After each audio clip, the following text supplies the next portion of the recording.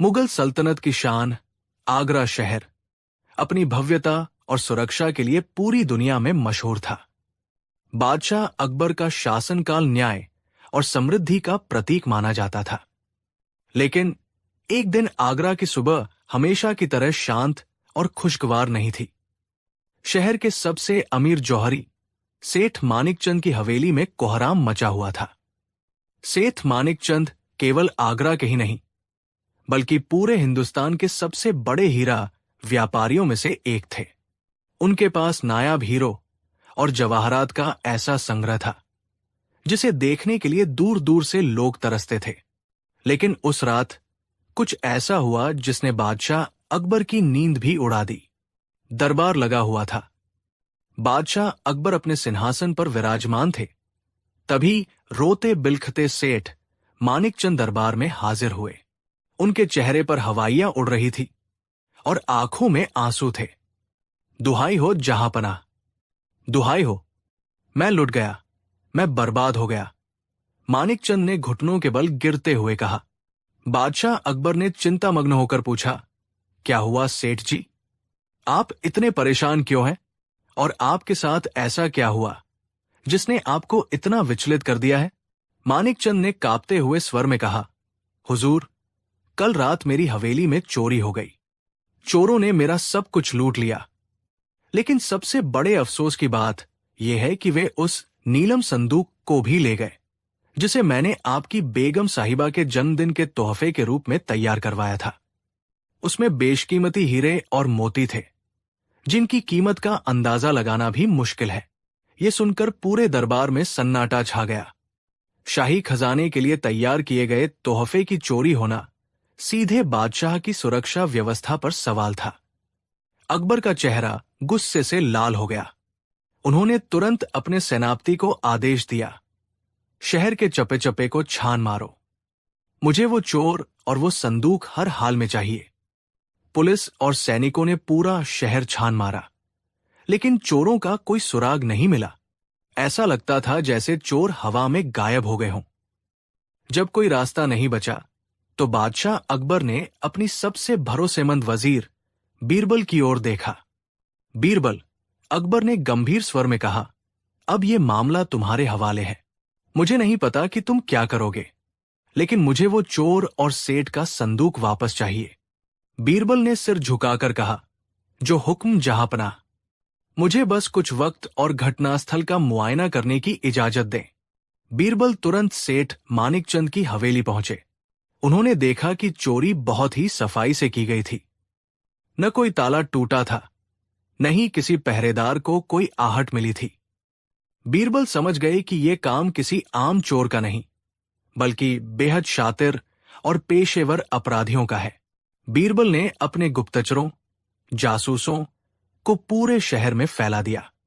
2 दिन बाद एक गुप्तचर ने बीरबल को एक महत्वपूर्ण खबर दी। हुजूर, गुप्तचर ने कहा, शहर के बाहरी इलाके में पुराने खंडहरों के पास 3 अजनबी देखे गए हैं। उनके नाम कालिया, भीमा और शेरा है। वे तीनों बहुत ही संदिग्ध लग रहे हैं और उनके पास अचानक बहुत पैसा आ गया है, जबकि वे कोई काम नहीं करते। बीरबल ने तुरंत सैनिकों को भेजकर उन तीनों को गिरफ्तार करवा लिया। उन्हें दरबार में पेश किया गया। तीनों देखने में ही खूंखार और चालाक लग रहे थे। बादशाह अकबर ने कड़कती आवाज में पूछा, तुम तीनों ने ही सेठ मानिकचंद के घर चोरी की है? सच सच बता दो, वरना ऐसा हश्र करूंगा कि तुम्हारी रूह कांप जाएगी। लेकिन तीनों चोर बहुत पक्के थे। कालिया, जो उनका सरदार लग रहा था, उसने मासूमियत का नाटक करते हुए कहा, हुजूर, हम तो परदेसी हैं, काम की तलाश में आगरा आए थे। हमने कोई चोरी नहीं की, हमें फंसाया जा रहा है। भीमा और शेरा ने भी उसकी हाँ में हाँ मिलाई। उनके पास से चोरी का कोई माल बरामद नहीं हुआ था, इसलिए बिना सबूत के उन्हें सजा देना न्याय के खिलाफ होता। बादशाह अकबर उलझन में पड़ गए। वे जानते थे कि यही चोर है, लेकिन साबित कैसे करें? अकबर ने बीरबल की तरफ देखा। बीरबल ने मुस्कुराते हुए कहा, जहांपनाह, ये लोग ऐसे नहीं मानेंगे। मुझे इन्हें सच बुलवाने के लिए अपना तरीका अपनाना होगा। आप मुझे इन तीनों को 2 दिन के लिए अपनी हिरासत में देने की कृपा करें। अकबर ने अनुमति दे दी। बीरबल जानते थे कि चोरों के बीच एकता ही उनकी सबसे बड़ी ताकत है। अगर वे एक साथ रहेंगे तो कभी अपना जुर्म कबूल नहीं करेंगे। सच बाहर लाने के लिए उनके बीच की इस एकता को तोड़ना जरूरी था। बीरबल ने फूट डालो और राज करो की नीति अपनाने का फैसला किया। बीरबल ने आदेश दिया कि तीनों चोरों को कालकोठरी, जेल की 3 अलग अलग कोठरियों में रखा जाए, जहां वे एक दूसरे से बात न कर सकें और न ही एक दूसरे को देख सकें। अगली सुबह बीरबल सबसे पहले कालिया की कोठरी में गए। कालिया मजे से लेटा हुआ था। बीरबल को देखते ही वो उठ बैठा। बीरबल ने बहुत ही शांत और दोस्ताना अंदाज में कहा, देखो कालिया, मुझे पता है कि तुम समझदार हो। बादशाह बहुत गुस्से में है। वे तुम तीनों को हाथी के पैरों तले कुचलवाने का आदेश देने वाले थे, लेकिन मैंने उन्हें रोका। कालिया थोड़ा घबराया, लेकिन हुजूर, हमने कुछ किया ही नहीं। बीरबल ने हंसते हुए कहा, अरे छोड़ो ये सब, मैं यहां तुम्हारी मदद करने आया हूं। तुम्हारे साथी भीमा ने मुझे सब कुछ बता दिया है। कालिया के चेहरे का रंग उड़ गया। क्या? भीमा ने बता दिया? बीरबल ने झूठ बोलते हुए कहा, हां, भीमा ने कहा कि सारी योजना तुम्हारी थी और माल भी तुमने ही कहीं छिपाया है। उसने वादा किया है कि अगर वो गवाह बन जाएगा तो उसे माफ कर दिया जाएगा और तुम्हें फांसी होगी। लेकिन मुझे तुम पर दया आ रही है। अगर तुम मुझे बता दो कि माल कहाँ है तो मैं तुम्हें सरकारी गवाह बना लूंगा और भीमा को सजा दिलवाऊंगा। कालिया सोच में पड़ गया। उसे भीमा पर भरोसा तो था, लेकिन जान का डर और बीरबल की बातों ने उसके मन में शक पैदा कर दिया। फिर भी वो चुप रहा। बीरबल समझ गए कि तीर निशाने पर लगा है। वे बिना कुछ और कहे वहां से चले गए। इसके बाद बीरबल भीमा की कोठरी में गए। भीमा थोड़ा डरपोक किस्म का था। बीरबल ने गंभीर चेहरा बनाते हुए कहा, भीमा, तुम्हारी हालत देखकर मुझे तरस आता है। तुम तो बस मोहरा हो, असली खिलाड़ी तो शेरा है। भीमा ने पूछा, शेरा, आप क्या कहना चाहते हैं? बीरबल ने कहा, शेरा ने अभी अभी मुझसे बात की। उसने कहा कि चोरी तुम तीनों ने की थी, लेकिन तुमने माल छिपाते वक्त उसमें से कुछ कीमती हीरे अपनी जेब में रख लिए थे, यानी तुमने अपने दोस्तों को धोखा दिया। भीमा चिल्लाया, ये झूठ है, मैंने ऐसा कुछ नहीं किया। शेरा झूठ बोल रहा है। बीरबल ने कहा, मैं भी यही सोचता हूं, लेकिन बादशाह शेरा की बात मान रहे हैं क्योंकि वो माल बरामद करवाने को तैयार है। अब तुम्हारे पास एक ही रास्ता है। तुम कबूल कर लो कि शेरा और कालिया ने तुम्हें मजबूर किया था। अगर तुम सच बोल दोगे तो शायद तुम्हारी जान बच जाए। सोच लो, कल सुबह तक का वक्त है। भीमा पसीने से तरबतर हो गया। उसे लगा कि शेरा उसे फंसाकर खुद बचना चाहता है। अंत में बीरबल शेरा के पास गए। शेरा शरीर से ताकतवर था और उसे अपनी ताकत पर घमंड था। बीरबल ने उसके पास जाकर ताली बजाई और कहा, वाह शेरा, मान गए तुम्हारी दोस्ती को। तुम यहां सड़ रहे हो और तुम्हारे दोस्त कालिया और भीमा रिहाई की तैयारी कर रहे हैं। शेरा ने गुर्राते हुए पूछा, क्या मतलब? बीरबल ने कहा, मतलब साफ है। कालिया और भीमा ने गवाही दे दी है कि सारी चोरी तुमने अकेले की है। उन्होंने कहा कि तुम ही हवेली के अंदर गए थे और तुम ही ने माल चुराया। वे तो बस बाहर पहरा दे रहे थे। बादशाह ने तय किया है कि उन दोनों को छोड़ दिया जाएगा और तुम्हें कल सुबह तोप से उड़ा दिया जाएगा। शेरा गुस्से से आग बुला हो गया। उन गद्दारों की ये मजाल! मैं अंदर गया था तो क्या हुआ? योजना तो कालिया की थी और ताला भीमा ने तोड़ा था। वे मुझे कैसे फंसा सकते हैं? बीरबल ने मन ही मन मुस्कुराते हुए सोचा, काम हो गया। लेकिन उन्होंने चेहरे पर गंभीरता रखते हुए कहा, अगर तुम सच बोल रहे हो तो तुम्हें इसे साबित करना होगा, लेकिन अभी नहीं, कल दरबार में। अगले दिन दरबार खचाखच भरा हुआ था। बादशाह अकबर, सेठ मानिकचंद और सभी दरबारी उत्सुकता से इंतजार कर रहे थे। बीरबल ने सिपाहियों को आदेश दिया कि तीनों चोरों को एक साथ दरबार में पेश किया जाए। जैसे ही तीनों को दरबार में लाया गया, वे एक दूसरे को खूनख्वार नजरों से देख रहे थे। बीरबल ने जो शक, डर और नफरत के बीज बोए थे, वे अब पेड़ बन चुके थे। बीरबल ने बादशाह से कहा, जहांपनाह, मैंने इन तीनों से अलग अलग बात की। ये तीनों ही खुद को निर्दोष बता रहे हैं, लेकिन मेरी जांच में एक अजीब बात सामने आई है। इन तीनों में से कोई एक सरकारी गवाह बनना चाहता है, लेकिन तय नहीं हो पा रहा कि कौन सच बोल रहा है। फिर बीरबल तीनों चोरों की तरफ मुड़े और एक चाल चली। उन्होंने एक संदूक की ओर इशारा करते हुए कहा, देखो, तुम तीनों में से जिसने भी चोरी की है, उसका नाम मुझे पता चल गया है, लेकिन मैं चाहता हूं कि तुम लोग खुद फैसला कर लो। मैं यहां से जा रहा हूं। मैं तुम्हें 10 मिनट देता हूं। तुम तीनों आपस में बात करो। अगर तुम में से कोई एक जुर्म कबूल कर लेता है और माल का पता बता देता है, तो बाकी दोनों को छोड़ दिया जाएगा। लेकिन अगर 10 मिनट में फैसला नहीं हुआ, तो तीनों को खौलते हुए तेल में डाल दिया जाएगा। यह कहकर बीरबल और बादशाह एक पर्दे के पीछे छिप गए, जहां से वे सब कुछ सुन सकते थे। सैनिक भी थोड़ा पीछे हट गए। तीनों चोर अब अकेले थे, या उन्हें ऐसा लग रहा था। सन्नाटा टूटते ही शेरा कालिया पर झपटा। उसने कालिया का गिरेबान पकड़ लिया और चिल्लाया, तूने वजीर से क्या कहा? कि मैंने चोरी की? गद्दार, सारी योजना तेरी थी।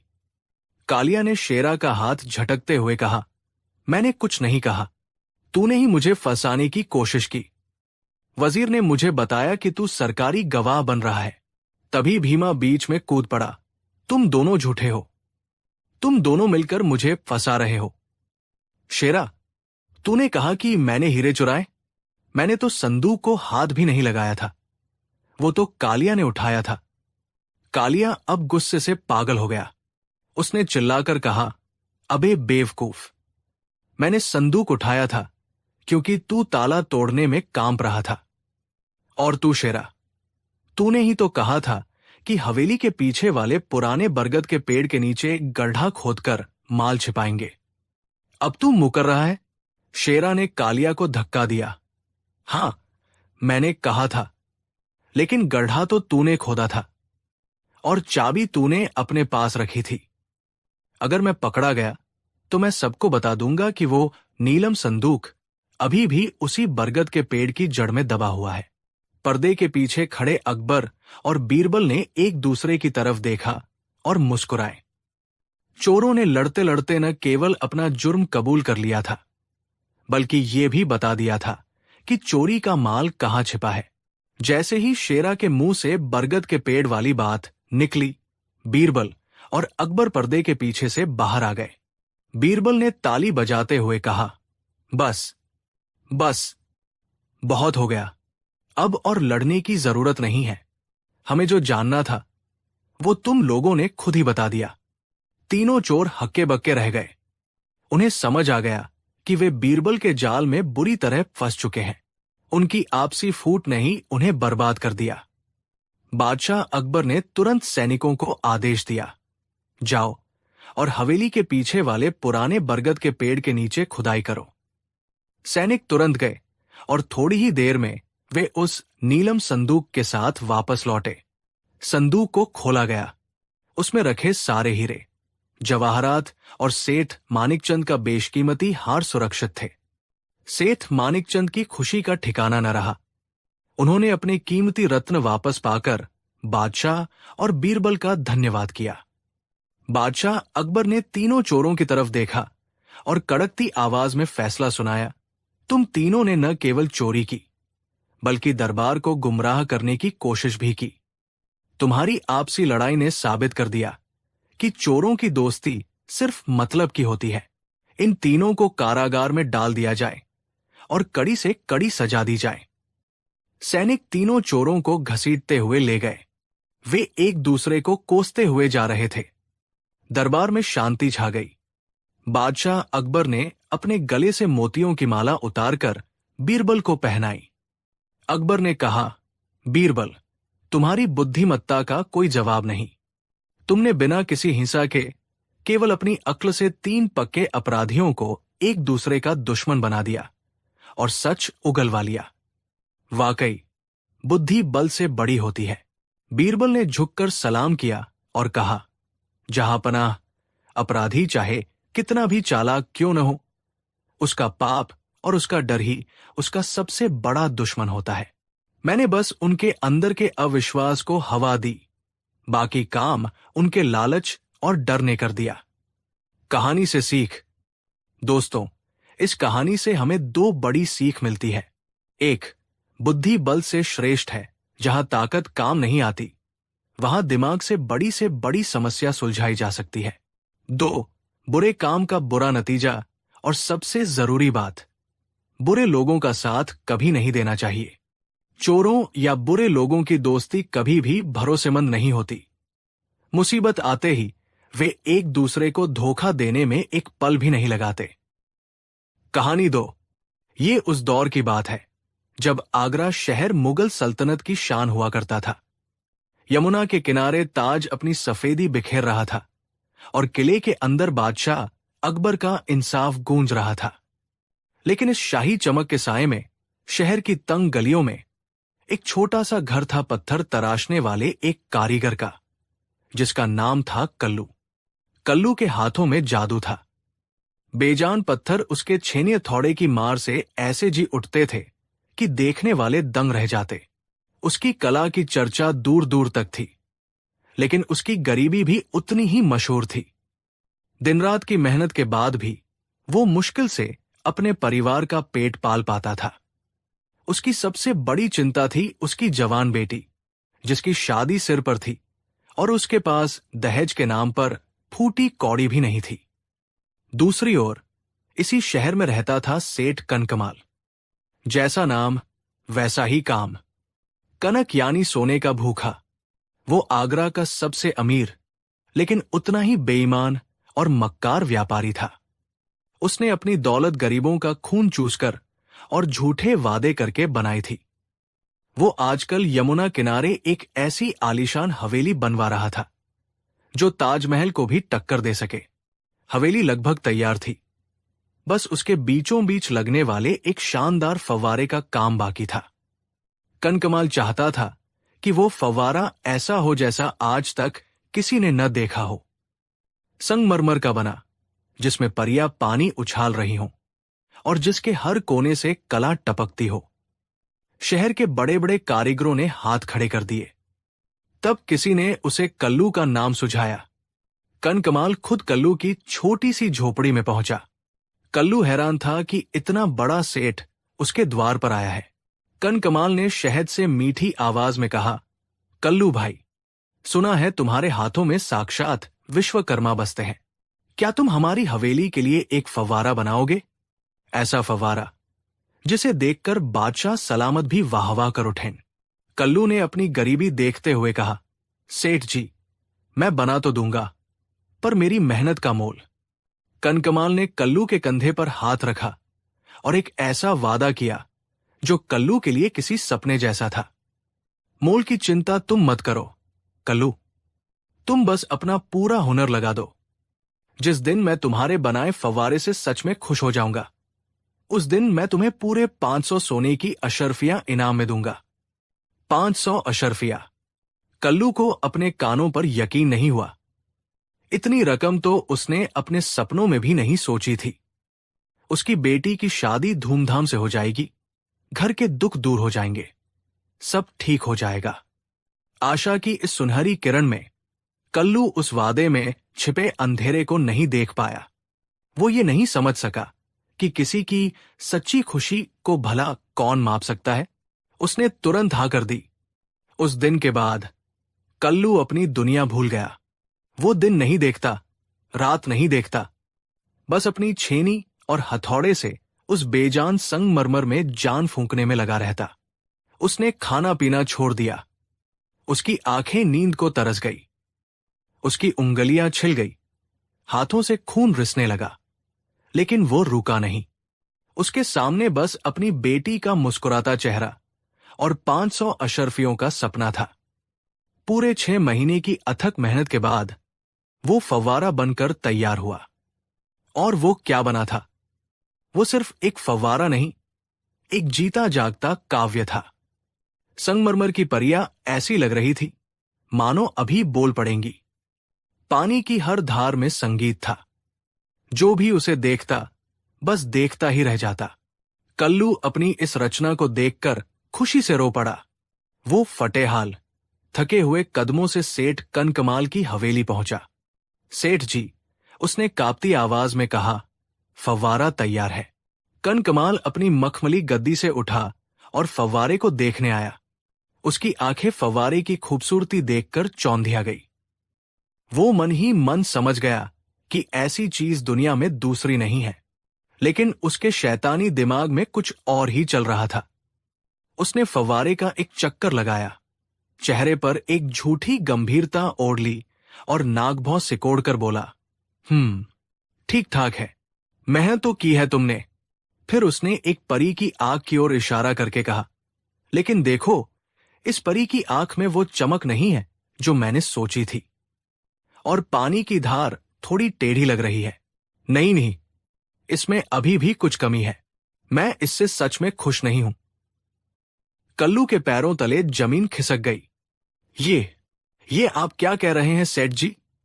मैंने इसमें अपनी जान लगा दी है। कनकमाल क्रूरता से हंसा। जान लगाई होगी, पर मेरा दिल खुश नहीं हुआ तो मैं क्या करूं? वादा तो सच्ची खुशी का था। जाओ, थोड़ी और मेहनत करो। जब मुझे लगेगा कि ये उत्तम है, तब मैं तुम्हें बुला लूंगा। ये कहकर कनकमाल अपनी हवेली में चला गया और कल्लू वही ठगा सा खड़ा रह गया। वो समझ गया था कि उसके साथ धोखा हुआ है। सच्ची खुशी तो बस एक बहाना था, एक ऐसा जाल जिससे वो कभी बाहर नहीं निकल सकता था। कल्लू ने बहुत मिन्नतें की। वो सेठ के पैरों में गिरकर रोया, अपनी बेटी की शादी का वास्ता दिया। लेकिन पत्थर दिल कनकमाल पर कोई असर नहीं हुआ। उसने कल्लू को धक्के मारकर अपनी हवेली से बाहर निकलवा दिया। कल्लू टूट चुका था। उसकी मेहनत, उसके सपने सब मिट्टी में मिल गए थे। उसने शहर के काजी के पास गुहार लगाई, लेकिन कनकमाल ने पहले ही सबको अपनी दौलत से खरीद लिया था। हर जगह से उसे निराशा ही हाथ लगी। एक दिन हताश और भूखा प्यासा कल्लू शाही किले के बाहर एक पेड़ के नीचे बैठकर अपनी किस्मत को रो रहा था। संयोग से बीरबल उसी रास्ते से गुजर रहे थे। उन्होंने एक आदमी को इस तरह फूट फूट कर रोते देखा तो उनका दिल पसीज गया। बीरबल उसके पास गए और पूछा, क्या बात है भाई, तुम इतने दुखी क्यों हो? कल्लू ने रोते रोते अपनी पूरी दर्द भरी कहानी बीरबल को सुना दी। बीरबल की आंखें कनकमाल की नीचता सुनकर गुस्से से लाल हो गई। उन्होंने कल्लू के कंधे पर हाथ रखा और कहा, आंसू पोंछ लो कारीगर, तुमने पत्थर में जान डाली है, तुम्हारी कला व्यर्थ नहीं जाएगी। अब इस बेईमान व्यापारी को सबक सिखाने का काम मेरा है। इंसाफ होगा और ऐसा होगा कि दुनिया देखेगी। बीरबल ने कल्लू को घर भेज दिया और खुद एक गहरी योजना बनाने में लग गए। वे जानते थे कि कनकमाल को कानून के दाम पेंच से नहीं पकड़ा जा सकता। उसे उसी के बुने जाल में फंसाना होगा। अगले दिन बादशाह अकबर के दरबार में बीरबल ने एक अजीब सी अर्जी पेश की। जहां पनाह, बीरबल ने कहा, आगरा में गर्मी और उमस बहुत बढ़ गई है। हकीमों का कहना है कि इससे शहर में बीमारी फैलने का खतरा है, खासकर गरीब बस्तियों में जहां लोग एक दूसरे से सटकर रहते हैं। मेरी राय है कि शहर के सबसे बीमार और कमजोर 100 लोगों को कुछ समय के लिए किसी खुली, हवादार और ठंडी जगह पर रखा जाए। अकबर को यह विचार बहुत पसंद आया। बहुत नेक ख्याल है बीरबल, पर ऐसी जगह मिलेगी कहां? बीरबल ने बड़ी मासूमियत से कहा, जहां पनाह, इसके लिए सबसे उत्तम जगह है सेठ कनकमाल की नई हवेली। मैंने सुना है वो यमुना किनारे है, बहुत हवादार है और उसके बीचों बीच एक ऐसा ठंडा और खूबसूरत फव्वारा है जिसकी ठंडक और पानी की मधुर ध्वनि बीमारों के मन को शांति देगी और उन्हें जल्दी ठीक होने में मदद करेगी। ये सुनकर दरबार में मौजूद कनकमाल के कुछ दोस्त हैरान रह गए, लेकिन बादशाह को ये योजना इतनी पसंद आई कि उन्होंने तुरंत एक शाही फरमान जारी कर दिया। फरमान में लिखा था, सेठ कनकमाल की नई हवेली की असाधारण सुंदरता और उसके स्वास्थ्यवर्धक वातावरण, विशेष रूप से उसके मनमोहक फव्वारे को देखते हुए इसे अगले 3 महीनों के लिए शाही आरोग्यशाला, रॉयल सैंटोरियम घोषित किया जाता है। शहर के 100 सबसे जरूरतमंद मरीज कल से वहां रहेंगे।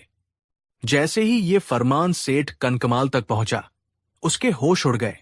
उसकी सपनों की हवेली, जिसमें वो शान से रहने वाला था, अब एक अस्पताल बनने जा रही थी।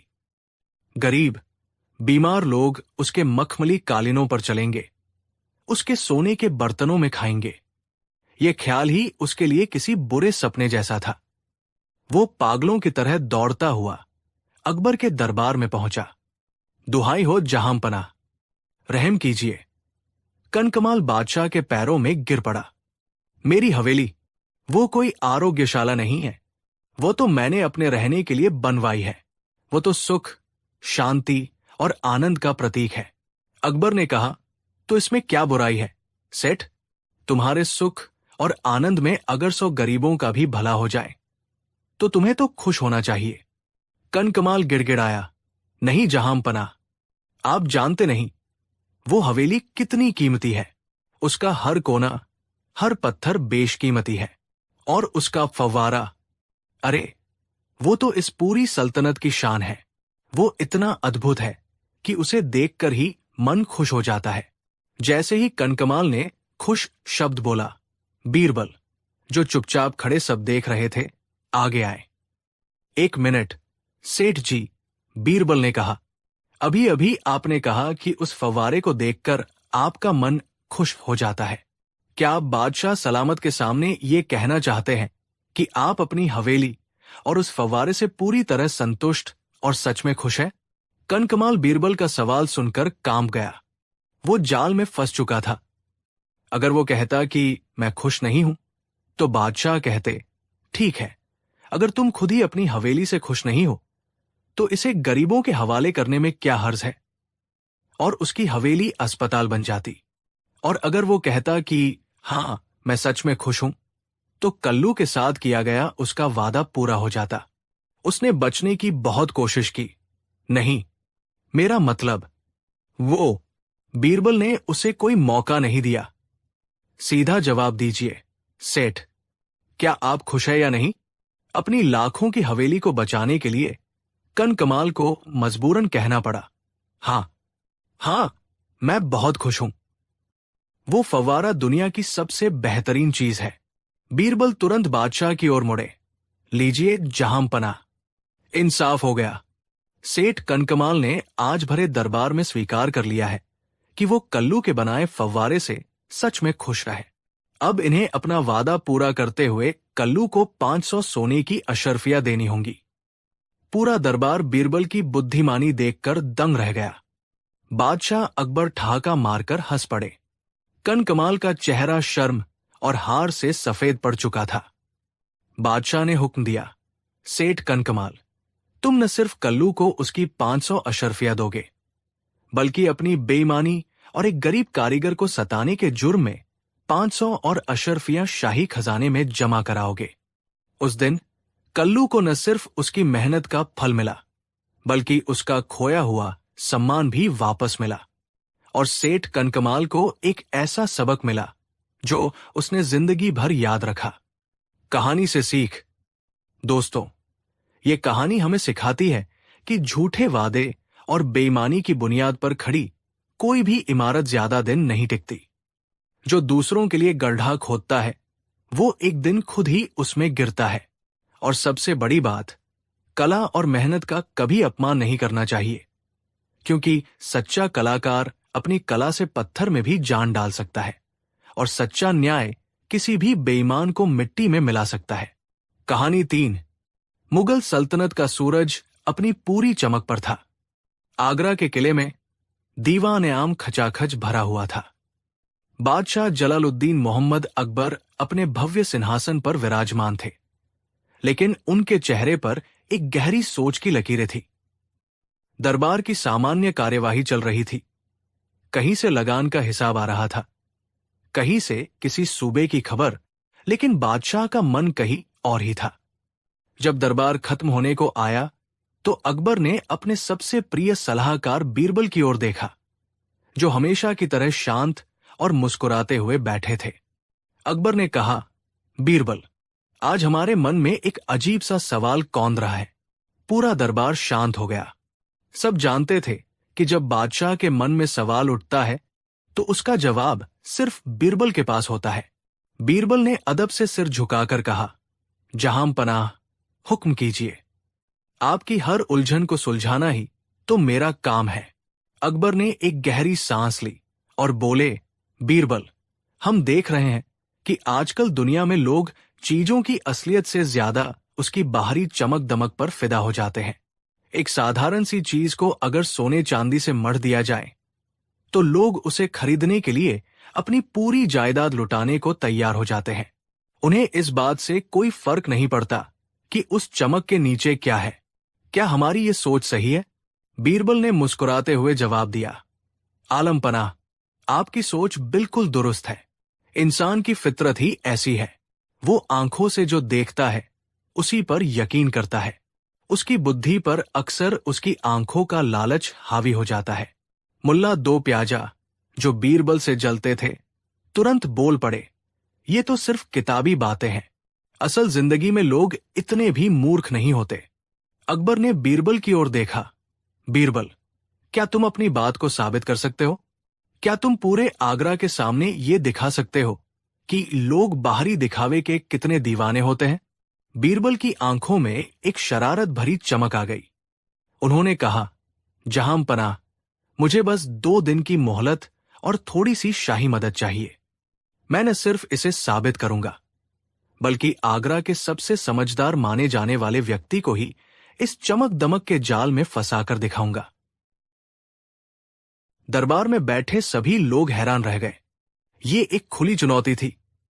बादशाह अकबर मुस्कुराए। उन्हें पता था कि अब कुछ बहुत ही मजेदार होने वाला है। उन्होंने बीरबल को पूरी छूट दे दी। अगले दिन सुबह बीरबल ने अपना शाही लिबास उतारा और एक साधारण नागरिक के कपड़े पहनकर आगरा के पशु बाजार की ओर निकल पड़े। ये बाजार शहर के सबसे कोलाहल भरे इलाकों में से एक था। हर तरफ घोड़ों, ऊंटों, गायों और गधों की आवाजें गूंज रही थी। बीरबल एक ऐसा गधा ढूंढ रहे थे जो बिल्कुल साधारण, मरियल और कमजोर दिखे। उन्होंने कई गधों को देखा। कोई बहुत तगड़ा था, कोई बहुत फुर्तीला। आखिर में उनकी नजर एक कोने में खड़े एक बूढ़े गधे पर पड़ी। वो बेचारा उदास खड़ा था। उसकी पसलियां दिख रही थी और वो मक्खियां उड़ाने की भी जहमत नहीं कर रहा था। उसका मालिक उसे कौड़ियों के भाव बेचने को तैयार था। बीरबल ने उसे खरीद लिया। मालिक हैरान था कि कोई इतने मरियल जानवर का क्या करेगा। बीरबल उस गधे को लेकर अपने घर आए। अब शुरू हुआ उस गधे की काया पलट का काम। उन्होंने शाही खजाने से मखमल की सबसे कीमती जीन मंगवाई। उस जीन पर सोने और चांदी के तारों से खूबसूरत नक्काशी की गई थी। फिर उन्होंने माणिक, पन्ने और नीलम जड़े हुए गहने मंगवाए। गधे के गले में मोतियों की माला पहनाई गई। उसके कानों में सोने की बालियां लटकाई गई और उसकी पीठ पर बनारस का सबसे महंगा रेशमी कपड़ा डाला गया। 2 घंटे के अंदर वो मरियल सा गधा किसी राजा की सवारी जैसा लगने लगा। उसकी असलियत उस शाही सजावट के नीचे पूरी तरह छिप गई थी। जो भी उसे देखता बस देखता ही रह जाता।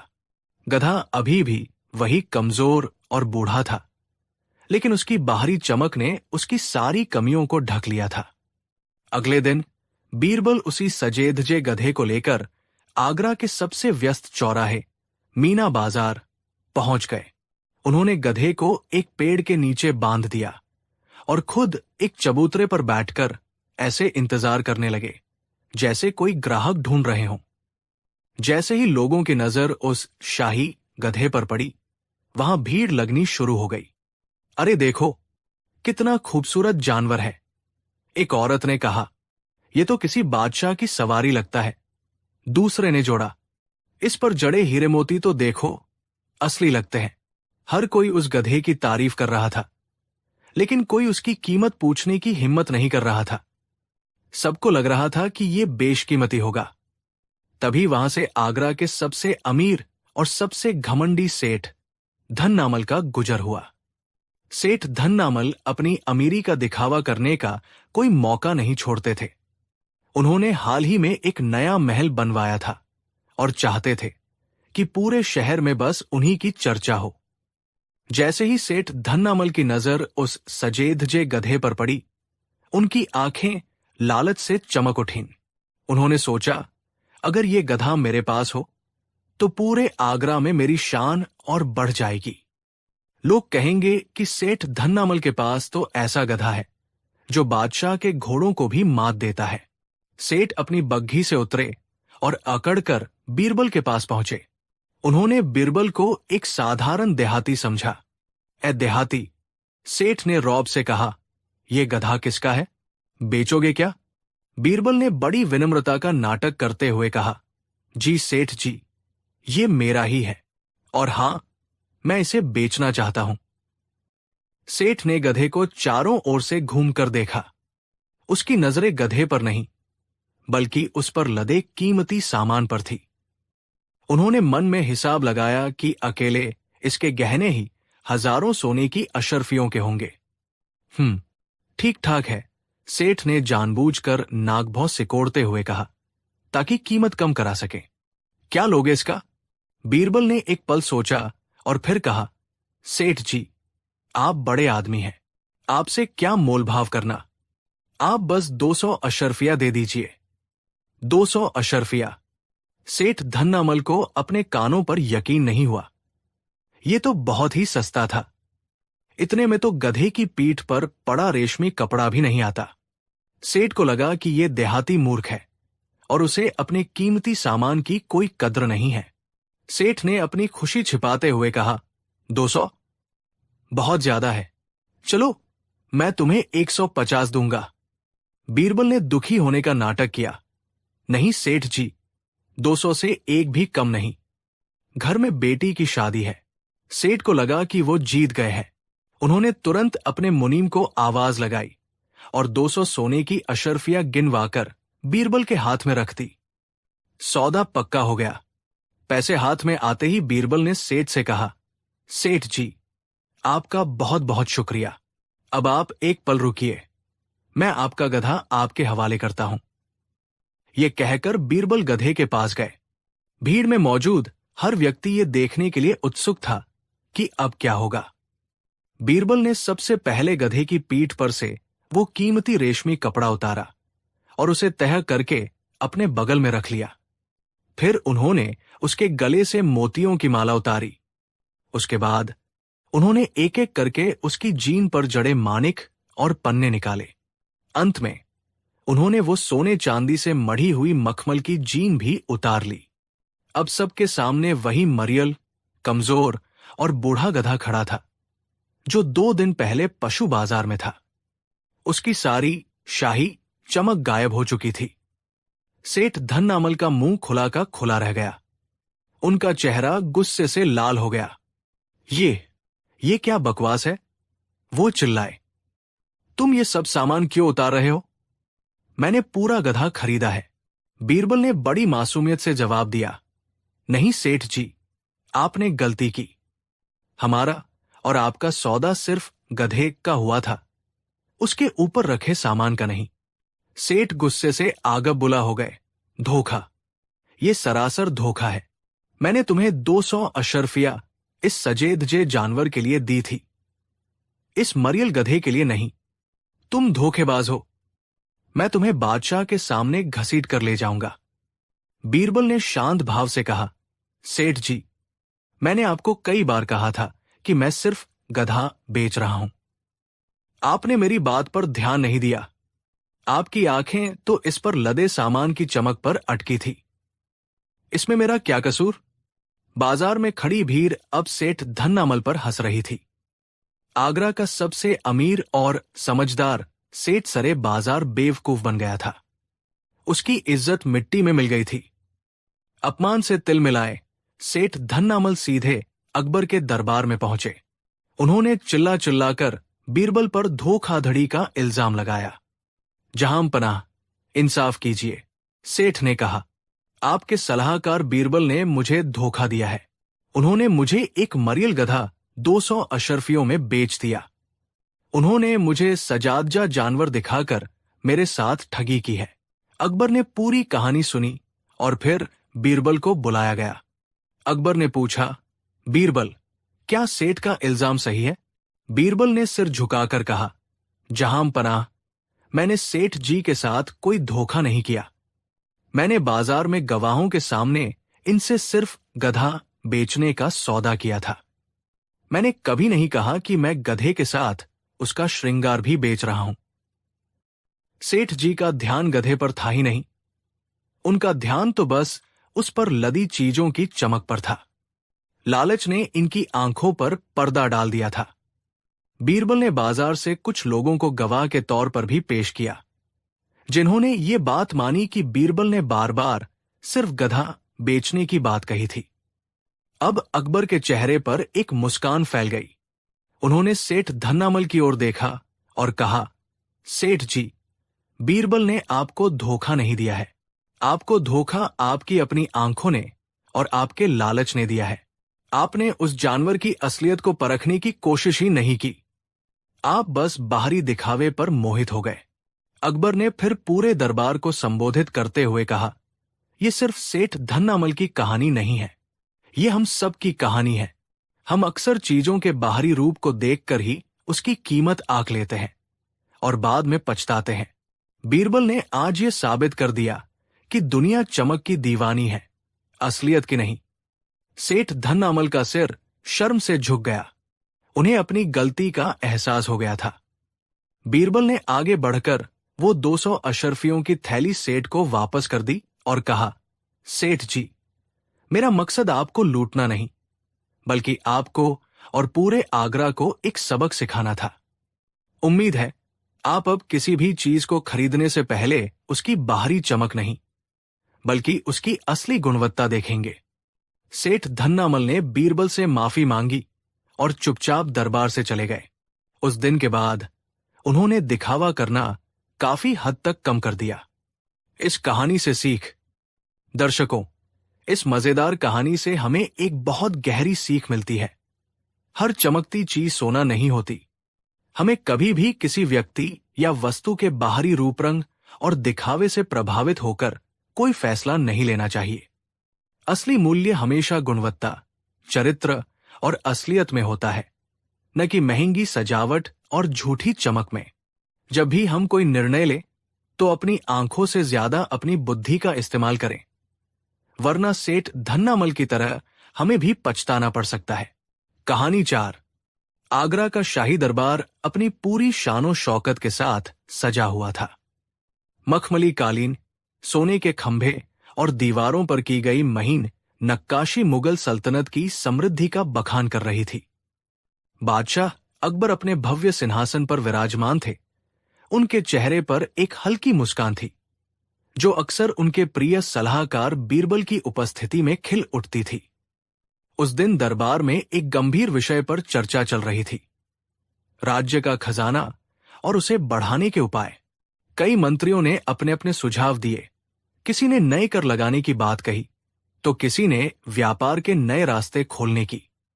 जब बीरबल की बारी आई, तो उन्होंने बड़ी विनम्रता से कहा, जहांपनाह, खजाना भरने का सबसे उत्तम मार्ग है प्रजा को समृद्ध बनाना। जब प्रजा खुशहाल होगी, तो खजाना अपने आप भर जाएगा।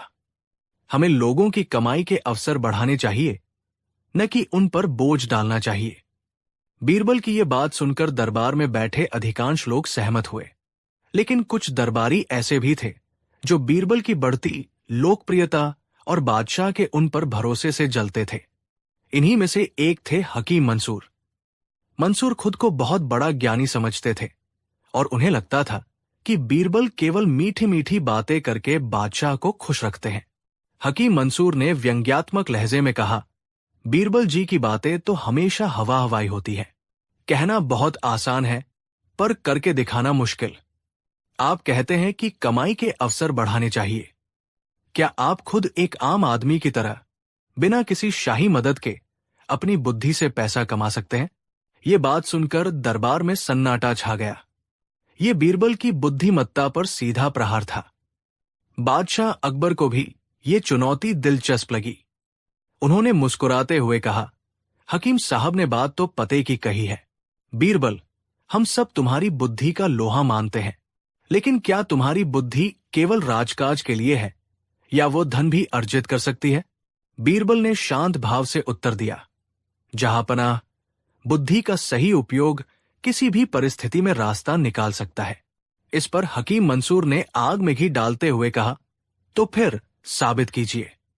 मैं आपको चुनौती देता हूं कि आप कल सूर्योदय से पहले इसी आगरा की सड़कों पर अपनी बुद्धि का प्रयोग करके 1000 सोने के सिक्के कमाकर दिखाएं। शर्त यह है कि आप अपने पद का इस्तेमाल नहीं करेंगे, शाही खजाने से एक पैसा नहीं लेंगे, किसी से उधार नहीं मांगेंगे और न ही किसी को डरा धमकाकर धन लेंगे। 1000 सोने के सिक्के, ये एक बहुत बड़ी रकम थी। एक आम कारीगर को इतना कमाने में सालों लग जाते। दरबारियों को लगा कि बीरबल अब फंस गए हैं। ये शर्त पूरी करना असंभव था। बादशाह अकबर ने चुनौती को और भी गंभीर बना दिया।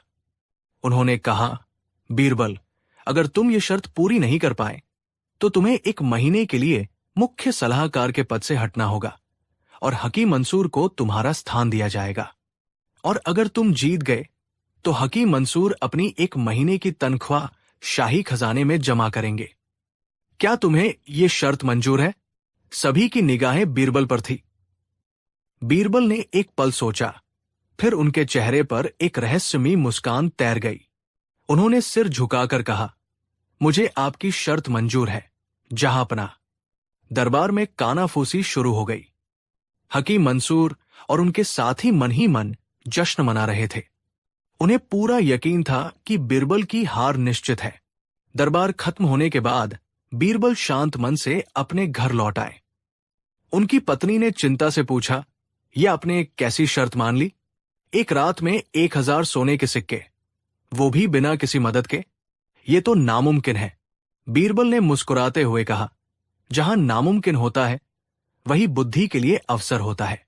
तुम चिंता मत करो, बस मेरे लिए एक काम करो। बाजार से सबसे सुंदर, सबसे रसीला और सबसे खुशबूदार आम खरीद कर लाओ। उनकी पत्नी हैरान रह गई। आम? इस चुनौती का आम से क्या लेना देना? बीरबल ने बस इतना कहा, तुम ले आओ, बाकी मुझ पर छोड़ दो। शाम ढल रही थी। बीरबल ने साधारण कपड़े पहने ताकि कोई उन्हें पहचान न सके। उन्होंने उस खूबसूरत सुनहरे आम को एक रेशमी रुमाल में लपेटा और आगरा के सबसे व्यस्त चौराहे की ओर चल पड़े। ये चौराहा शहर का दिल था, जहां अमीर व्यापारी, सौदागर, मुसाफिर और आम लोग देर रात तक आते जाते रहते थे। बीरबल ने चौराहे के बीचों बीच एक छोटी सी चौकी लगाई। उस पर एक साफ सुथरा कपड़ा बिछाया और उस पर वो अकेला आम सजाकर रख दिया। उन्होंने न कोई दुकान लगाई, न कोई तख्ती। बस चौकी के पास पालथी मारकर बैठ गए और अपनी आंखें बंद कर ली, जैसे गहरे ध्यान में लीन हो। आने जाने वाले लोग हैरान थे। एक आदमी जो शाही सलाहकार बीरबल जैसा दिखता था, रात के समय एक अकेला आम लेकर क्यों बैठा है? वो न तो आम बेच रहा था, न किसी से बात कर रहा था। धीरे धीरे वहां भीड़ जमा होने लगी। लोग कानाफूसी करने लगे। ये तो बीरबल है, ये यहां क्या कर रहे हैं? एक ने कहा, लगता है बादशाह से कोई अनबन हो गई है। दूसरे ने अंदाजा लगाया, अरे देखो तो, सिर्फ एक आम लेकर बैठे हैं, क्या ये आम जादुई है? तीसरे ने उत्सुकता से कहा। बीरबल की ये अजीब हरकत ही उनका पहला दाव था। उन्होंने लोगों के मन में जिज्ञासा और रहस्य का बीज बो दिया था। लगभग 1 घंटा बीत गया। भीड़ बढ़ती जा रही थी। अब बीरबल ने धीरे धीरे अपनी आंखें खोली। उन्होंने भीड़ पर एक नजर डाली, जैसे किसी खास व्यक्ति को ढूंढ रहे हों। तभी एक अमीर व्यापारी, सेठ हीरालाल, जो अपनी कंजूसी के लिए मशहूर थे, आगे आए और बोले, बीरबल जी, आप और यहां इस एक आम की क्या कीमत है? मैं इसे खरीदना चाहता हूं। बीरबल ने सेठ की तरफ देखा और शांत स्वर में कहा, सेठ जी, ये कोई साधारण आम नहीं है, ये ज्ञान का फल है। ये सुनते ही भीड़ में हलचल मच गई। ज्ञान का फल? सब हैरान थे। बीरबल ने अपनी कहानी शुरू की। उनकी आवाज में ऐसा जादू था कि सब मंत्रमुग्ध होकर सुनने लगे। ये आम हिमालय की उन दुर्लभ वादियों में उगता है जहां महान ऋषि मुनि तपस्या करते हैं। इस वृक्ष को एक सिद्ध संत ने अपने तपोबल से सींचा है। ऐसी मान्यता है कि जो व्यक्ति सच्चे मन से और सही कीमत चुकाकर इस फल को खाता है, उसकी बुद्धि तीव्र हो जाती है और जीवन की सबसे बड़ी समस्या का समाधान मिल जाता है। ये सुनकर सेठ हीरालाल हंसा। क्या बकवास है! फल खाने से कहीं बुद्धि आती है? आप हमें मूर्ख बना रहे हैं। बीरबल ने मुस्कुराते हुए कहा, सेठ जी, विश्वास ही सबसे बड़ी शक्ति है। जिसे विश्वास नहीं, उसके लिए ये मिट्टी का ढेला है। और वैसे भी ये फल हर किसी के लिए नहीं है। ये अपना मालिक खुद चुनता है। इसकी कोई कीमत नहीं, इसकी अमूल्य भेंट है। तभी भीड़ में से एक नौजवान, जो अपनी व्यापारिक समस्याओं से परेशान था, आगे आया। उसने कहा, मैं आपकी बात पर विश्वास करना चाहता हूं। मैं इस फल के लिए 5 सोने के सिक्के देने को तैयार हूं। सबकी निगाहें बीरबल पर टिक गई। 5 सोने के सिक्के एक आम के लिए बहुत बड़ी रकम थी। लेकिन बीरबल ने सिर हिला दिया। नहीं युवक, तुम्हारे मन में श्रद्धा तो है, पर तुम्हारे सिक्के इस फल की ऊर्जा के योग्य नहीं है। यह फल किसी ऐसे व्यक्ति की प्रतीक्षा कर रहा है जिसे इसकी सबसे अधिक आवश्यकता है और जो इसका मूल्य समझता है। बीरबल का इंकार एक मास्टर स्ट्रोक था। उन्होंने 5 सोने के सिक्के ठुकराकर यह साबित कर दिया कि यह कोई मामूली सौदा नहीं है। अब लोगों को लगने लगा कि इस आम में जरूर कोई खास बात है। अब खेल असली हो चुका था। बीरबल ने लोगों की नब्ज पकड़ ली थी। उन्हें पता था कि इंसान अपनी समस्याओं के समाधान के लिए कुछ भी कर सकता है। तभी शहर के एक धनी जौहरी, सेठ माणिकचंद, जिनकी अपने प्रतिद्वंद्वी सेठ धर्मपाल से पुरानी दुश्मनी थी, आगे बढ़े। उन्होंने अपनी शान दिखाते हुए कहा, मैं इस ज्ञान के फल के लिए 50 सोने के सिक्के देता हूं। भीड़ में शोर मच गया। 50 सोने के सिक्के! लेकिन इससे पहले कि बीरबल कुछ कहते, उनके प्रतिद्वंद्वी सेठ धर्मपाल ने आवाज लगाई, माणिकचंद, तुम और तुम्हारी बुद्धि, तुम्हें तो पूरे बाग की जरूरत है। मैं इस फल के लिए 100 सोने के सिक्के देता हूं। अब ये एक आम का सौदा नहीं रहा था। ये 2 अमीरों के बीच प्रतिष्ठा की लड़ाई बन चुका था। बीरबल शांति से सब देख रहे थे। माणिकचंद ने गुस्से में कहा, 150 सिक्के। धर्मपाल ने तुरंत जवाब दिया, 200 सिक्के। बोली बढ़ती जा रही थी। 250, 300, 400। लोग सांस रोके ये तमाशा देख रहे थे। तभी वहां हकीम मंसूर अपने कुछ साथियों के साथ आ पहुंचे। वो ये देखने आए थे कि बीरबल कैसे अपनी हार का सामना कर रहे हैं। लेकिन यहां का नजारा देखकर उनकी आंखें फटी की फटी रह गई। वो समझ गए कि बीरबल कोई खेल खेल रहे हैं। बीरबल को नीचा दिखाने के लिए हकीम मंसूर ने चिल्लाकर कहा, रुको, ये आदमी तुम सबको धोखा दे रहा है। ये एक साधारण आम है। मैं इसके लिए एक तांबे का सिक्का भी न दूं। बीरबल ने मंसूर की तरफ देखा और मुस्कुराए। हकीम साहब, आपने सही कहा। जिन्हें अपनी अक्ल पर घमंड होता है, उन्हें ज्ञान की आवश्यकता महसूस ही नहीं होती। ये फल आपके लिए नहीं है। बीरबल का ये जवाब तीर की तरह सेठों को लगा। उन्हें लगा कि अगर वे पीछे हटे तो लोग उन्हें भी हकीम मंसूर की तरह अज्ञानी और घमंडी समझेंगे।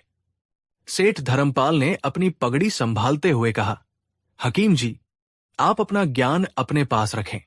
मैं अपनी समस्याओं का समाधान चाहता हूं और मैं इसके लिए कोई भी कीमत चुकाने को तैयार हूं।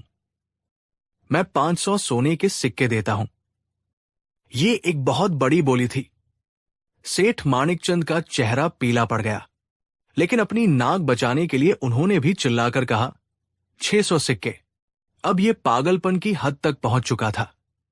बोली 700, फिर 800 पर जा पहुंची। आगरा के इतिहास में कभी किसी ने एक आम के लिए इतनी बड़ी बोली नहीं सुनी थी। बीरबल ने देखा कि अब माहौल पूरी तरह पक चुका है। उन्होंने हाथ उठाकर दोनों सेठों को रोका। सेठ जी, आप दोनों ही इस फल के योग्य हैं, लेकिन ये फल किसी एक को ही मिल सकता है। मैं आप दोनों को अंतिम अवसर देता हूं। जो भी अपनी अंतिम और सबसे बड़ी बोली लगाएगा, ये ज्ञान का फल उसका हो जाएगा। सेठ धर्मपाल के लिए ये उनकी जिंदगी और मौत का सवाल बन गया था। उन्हें अपने प्रतिद्वंद्वी से हर हाल में जीतना था। उन्होंने अपनी आंखें बंद की, एक गहरी सांस ली और चिल्लाकर कहा, 1000 सोने के सिक्के, 1000 सोने के सिक्के। चौराहे पर ऐसा सन्नाटा छा गया जैसे समय रुक गया हो। लोगों को अपने कानों पर विश्वास नहीं हो रहा था। हकीम मंसूर का मुंह खुला का खुला रह गया। सेठ माणिकचंद ने हार मानकर सिर झुका लिया। बीरबल ने अपनी चौकी से सोने के सिक्कों से भरा थैला उठाया। उन्होंने सिक्कों को गिने बिना सेठ धर्मपाल की तरफ देखा और कहा, सेठ जी, आपकी श्रद्धा और विश्वास ने आपको इस फल का स्वामी बनाया है। उन्होंने वो आम बड़े आदर के साथ सेठ धर्मपाल को दिया। सेठ ने कांपते हाथों से आम लिया, जैसे कोई खजाना ले रहे हों। उन्होंने बीरबल से पूछा, महाशय, अब आप मुझे बताएं कि मेरी व्यापार की समस्या का समाधान क्या है? बीरबल ने सेठ के कंधे पर हाथ रखा और धीमे स्वर में कहा, सेठ जी, जिस व्यक्ति में एक साधारण फल के लिए 1000 सोने के सिक्के दांव पर लगाने का साहस हो, उसे व्यापार में कोई नहीं हरा सकता। आपकी समस्या बाहरी नहीं, आंतरिक थी। आपको अपने निर्णयों पर विश्वास नहीं था। आज रात आपने जो आत्मविश्वास दिखाया है, वही आपकी हर समस्या का समाधान है। ये फल खाने से आपको स्वाद मिलेगा, लेकिन असली ज्ञान तो आपको आपके अपने अंदर के विश्वास से ही मिल चुका है। सेठ धर्मपाल निशब्द होकर बीरबल को देखते रहे। उन्हें बीरबल की बात समझ में आ गई थी। उन्होंने 1000 सिक्के एक आम के लिए नहीं, बल्कि अपने खोए हुए आत्मविश्वास को वापस पाने के लिए खर्च किए थे। वो मुस्कुराए, बीरबल को प्रणाम किया और वहां से चले गए। भीड़ छंट चुकी थी। हकीम मंसूर शर्मिंदगी से सिर झुकाए खड़े थे। अगली सुबह दरबार लगा। सूर्य की पहली किरण के साथ बीरबल दरबार में हाजिर हुए। उन्होंने 1000 सोने के सिक्कों से भरा थैला बादशाह अकबर के कदमों में उलट दिया। सिक्कों की खनक से पूरा दरबार गूंज उठा। बादशाह अकबर हैरान थे। बीरबल, ये तुमने कैसे किया? बीरबल ने पूरी कहानी सुनाई। कैसे उन्होंने एक साधारण आम को ज्ञान का फल बनाया और कैसे लोगों की साइकोलॉजी, मनोविज्ञान का इस्तेमाल करके अपनी शर्त पूरी की। पूरी कहानी सुनकर बादशाह अकबर अपनी हंसी रोक नहीं पाए। वो सिंहासन से उठे, बीरबल को गले लगाया और कहा, मान गए बीरबल, तुम सिर्फ सलाहकार नहीं, बल्कि इंसान के मन को पढ़ने वाले जादूगर हो। तुमने ये साबित कर दिया कि सबसे बड़ी दौलत सोना चांदी नहीं, बल्कि बुद्धि और आत्मविश्वास है। हकीम मंसूर ने शर्म से अपना सिर झुका लिया। बादशाह के आदेश पर उन्होंने अपनी 1 महीने की तनख्वाह शाही खजाने में जमा कर दी। बीरबल ने वे 1000 सोने के सिक्के भी खजाने में जमा करते हुए कहा, जहांपना, ये धन मेरा नहीं, बल्कि लोगों के विश्वास का है। इसे आगरा के गरीबों की भलाई में खर्च किया जाए। कहानी से सीख। दोस्तों, इस कहानी से हमें ये सीख मिलती है कि किसी भी चीज का मूल्य उसके अंदर नहीं, बल्कि हमारी सोच और विश्वास में होता है। बीरबल ने कोई जादू नहीं किया। उन्होंने बस इंसान की कमजोरियों, उसकी इच्छाओं और उसके मनोविज्ञान को समझा। उन्होंने एक आम नहीं बेचा, उन्होंने उम्मीद और आत्मविश्वास का सौदा किया था। यही बीरबल की असली बुद्धिमानी थी। कहानी 5। हिंदुस्तान की सल्तनत के शहंशाह जलालुद्दीन मोहम्मद अकबर अपनी उदारता और प्रजा प्रेम के लिए दूर दूर तक प्रसिद्ध थे। उनके शासन में आगरा शहर सोने की चिड़िया कहलाता था। आलीशान महल, खचाखच भरे बाजार और खुशहाल प्रजा, अकबर के साम्राज्य में किसी चीज की कमी नहीं थी। एक शाम दीवा नाम में जश्न का माहौल था। पड़ोसी राज्य पर एक बड़ी जीत के उपलक्ष्य में उत्सव मनाया जा रहा था। दरबारियों, विदेशी राजदूतों और अमीर व्यापारियों से पूरा दरबार भरा हुआ था। बादशाह अकबर अपने तख्ते ताउस, मयूर सिंहासन पर विराजमान थे और उनके चेहरे पर एक असीम संतोष और गर्व का भाव था। उसी समय महल के बाहर जरूरतमंदों और गरीबों की एक लंबी कतार लगी हुई थी। अकबर ने यह रिवाज बनाया था कि हर खुशी के मौके पर वे अपने हाथों से गरीबों को दान दिया करते थे। उन्होंने अपने खजांची को आदेश दिया, आज कोई भी हमारे दरवाजे से खाली हाथ नहीं लौटना चाहिए। हर गरीब को एक सोने की मोहर और अच्छा भोजन दिया जाए। सोने की मोहरें बारिश की बूंदों की तरह बंट रही थी। हर कोई बादशाह की जय जयकार कर रहा था। शहंशाह अकबर की जय हो, आप जैसा दानी कोई नहीं, अल्लाह आपको और दौलत बख्शे, ऐसी आवाजों से आसमान गूंज रहा था। बादशाह अकबर ये सब सुनकर फूले नहीं समा रहे थे। उन्होंने गर्व से अपने नवरत्नों की ओर देखा, मानो कह रहे हों, देखो मेरी प्रजा मुझसे कितना प्रेम करती है। मैं ही हिंदुस्तान का सबसे अमीर और सबसे दानी शासक हूं। सभी दरबारी बादशाह की प्रशंसा में कसीदे गढ़ने लगे। एक ने कहा, जहांपनाह, आप तो कुबेर के अवतार हैं। दूसरे ने कहा, आपकी दौलत के आगे दुनिया की हर चीज फीकी है। लेकिन बीरबल, जो हमेशा की तरह बादशाह के बगल में खड़े थे, शांत थे। उनके चेहरे पर प्रशंसा के भाव की जगह एक गहरी सोच की लकीरें थी। अकबर ने यह देख लिया। उन्हें बीरबल की चुप्पी थोड़ी खटकी। जब जश्न समाप्त हुआ और दरबारी जाने लगे, अकबर ने बीरबल को रोक लिया। बीरबल, आज सब हमारी प्रशंसा कर रहे थे, लेकिन तुम खामोश थे।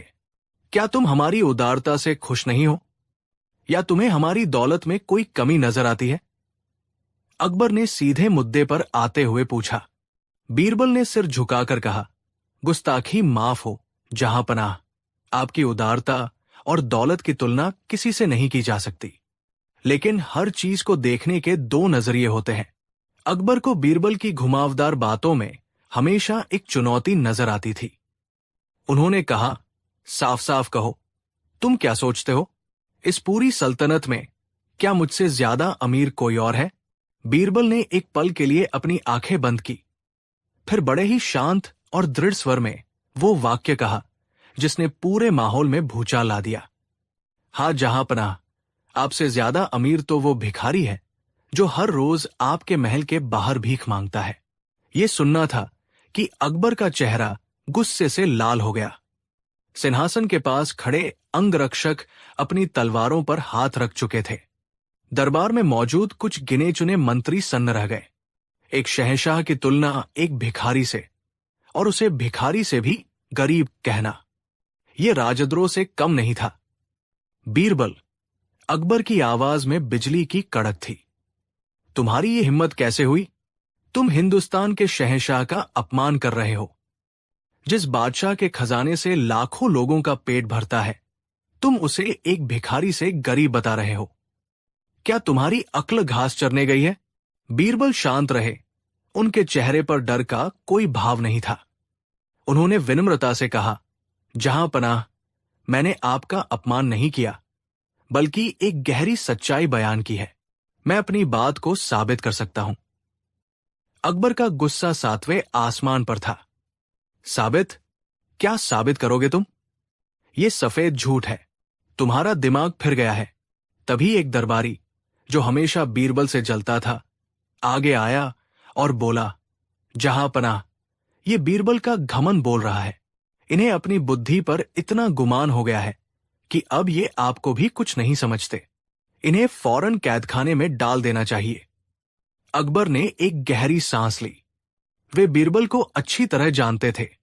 वे जानते थे कि बीरबल कभी भी बिना किसी ठोस कारण के ऐसी बात नहीं कह सकते। उनके गुस्से के नीचे कहीं न कहीं एक जिज्ञासा भी थी कि आखिर बीरबल की इस बात के पीछे का तर्क क्या हो सकता है। उन्होंने अपनी भावनाओं पर काबू पाते हुए कहा, ठीक है बीरबल, हम तुम्हें एक मौका देते हैं। तुम्हारे पास कल शाम तक का वक्त है। इसी दरबार में सबके सामने तुम्हें यह साबित करना होगा कि मैं उस भिखारी से ज्यादा गरीब हूं। अगर तुम ऐसा कर पाए तो हम तुम्हें 10,000 सोने की मोहरों का इनाम देंगे। लेकिन अगर तुम अपनी बात साबित नहीं कर पाए तो तुम्हें न सिर्फ अपने पद से हाथ धोना पड़ेगा, बल्कि देश निकाला दे दिया जाएगा। ये एक बहुत बड़ी शर्त थी। बीरबल का पूरा भविष्य दांव पर लग चुका था। पूरे दरबार को यकीन था कि कल बीरबल का आखिरी दिन होगा। लेकिन बीरबल ने बिना किसी हिचकिचाहट के ये शर्त स्वीकार कर ली। मुझे मंजूर है, जहां अपना। उस रात बीरबल जब अपने घर पहुंचे तो उनकी पत्नी बहुत चिंतित थी। उन्होंने पूरी बात सुनी और घबराकर कहा, यह आपने क्या किया? आपने अपनी जान और इज्जत दोनों दांव पर लगा दी। भला कोई शहंशाह को भिखारी से गरीब कैसे साबित कर सकता है? बीरबल ने मुस्कुराते हुए कहा, चिंता मत करो। सत्य हमेशा कड़वा होता है, लेकिन वो असत्य नहीं हो सकता। मुझे बस 2 लोगों पर नजर रखनी है, एक बादशाह अकबर और दूसरा वो भिखारी। बीरबल ने अपने साधारण कपड़े पहने और भेष बदलकर रात के अंधेरे में निकल पड़े। सबसे पहले वे उस जगह पहुंचे जहां वो बूढ़ा भिखारी रहता था। वो महल से थोड़ी दूर एक पेड़ के नीचे अपना डेरा डाले हुए था। उसका नाम करीम था। बीरबल ने देखा कि करीम के पास दिन भर की भीख से मिले कुछ सिक्के और थोड़ा खाना था। तभी एक और भूखा और लाचार आदमी करीम के पास आया और बोला, भाई, 2 दिन से कुछ नहीं खाया, अल्लाह के नाम पर कुछ दे दो। बीरबल छिपकर देख रहे थे। करीम ने एक पल भी नहीं सोचा। उसने अपने खाने का आधा हिस्सा उस आदमी को दे दिया और कुछ सिक्के भी उसकी हथेली पर रख दिए। वो आदमी करीम को लाखों दुआएं देता हुआ चला गया। अल्लाह तुझे जन्नत नसीब करे, अल्लाह तुझे बादशाह बनाए। इसके बाद करीम ने बची हुई सूखी रोटी खाई, पानी पिया और वही पेड़ के नीचे एक फटे हुए कंबल में लिपट कर सो गया। उसके चेहरे पर एक अजीब सी शांति थी। वो गहरी नींद में था, जैसे उसे दुनिया की कोई चिंता ही न हो। अब बीरबल महल की ओर लौटे। उन्होंने पहरेदारों से बचते हुए एक ऐसी जगह से अकबर के शयन कक्ष, बेडरूम पर नजर रखी जहां से अंदर का सब कुछ दिखाई दे रहा था। उन्होंने देखा कि बादशाह अकबर अपने शानदार बिस्तर पर बेचैनी से करवटें बदल रहे थे। उनके पास मंत्री, सेनापति और खजांची बैठे थे। एक मंत्री कह रहा था, जहां पनाह, दक्षिण में विद्रोह की आशंका है, हमें और सेना भेजनी होगी। सेनापति कह रहा था, हुजूर, तोपों के लिए नए बारूद की जरूरत है, खजाने से इजाजत चाहिए। खजांची हिसाब बता रहा था, बादशाह, इस साल बारिश कम होने से लगान कम आने की उम्मीद है, खजाने पर बोझ बढ़ सकता है। अकबर के माथे पर चिंता की गहरी लकीरें थी। वो कभी इस मंत्री को निर्देश देते तो कभी उस पर गुस्सा करते। उनके चारों ओर दौलत और ऐशो आराम का हर सामान था, लेकिन उनकी आंखों में नींद और चेहरे पर शांति नहीं थी। वो पूरी रात अपनी सल्तनत, अपने खजाने, अपनी प्रजा और अपने दुश्मनों की चिंता में डूबे रहे। सुबह होने से कुछ देर पहले ही उनकी आंख लगी। बीरबल ने दोनों दृश्य देखे। एक तरफ भिखारी करीम, जिसके पास कुछ नहीं था, फिर भी वो शांति से सो रहा था। दूसरी तरफ शहंशाह अकबर, जिनके पास सब कुछ था, फिर भी वे चिंता में डूबे हुए थे। बीरबल मुस्कुराए। उन्हें अपना जवाब मिल चुका था। अगली शाम दरबार खचाखच भरा हुआ था। हर कोई ये देखने आया था कि बीरबल अपनी जान कैसे बचाते हैं या कैसे अपमानित होते हैं। बादशाह अकबर अपने सिंहासन पर बैठे थे। उनके चेहरे पर गंभीरता थी। अकबर ने कहा, बीरबल, तुम्हारा समय समाप्त हुआ। अब सबके सामने साबित करो कि मैं उस भिखारी से गरीब कैसे हूं। बीरबल ने सिर झुकाया और आगे बढ़े। जहां पनाह, मैंने आपकी और उस भिखारी करीम दोनों की दिनचर्या और मानसिकता का अध्ययन किया और उसी के आधार पर मैं अपनी बात साबित करूंगा। बीरबल ने कहना शुरू किया, जहां पनाह, दौलत का असली मकसद सुख और शांति देना है। कल रात मैंने देखा कि भिखारी करीम के पास जो कुछ भी था वो उसे बांटकर और अल्लाह का शुक्र अदा करके गहरी नींद में सो गया। उसे कल की कोई चिंता नहीं थी। उसे भरोसा था कि जिसने आज दिया है वो कल भी देगा। उसके पास चिंता नाम की कोई दौलत नहीं थी। और फिर मैंने आपको देखा, जहां पनाह, आप हिंदुस्तान के मालिक हैं।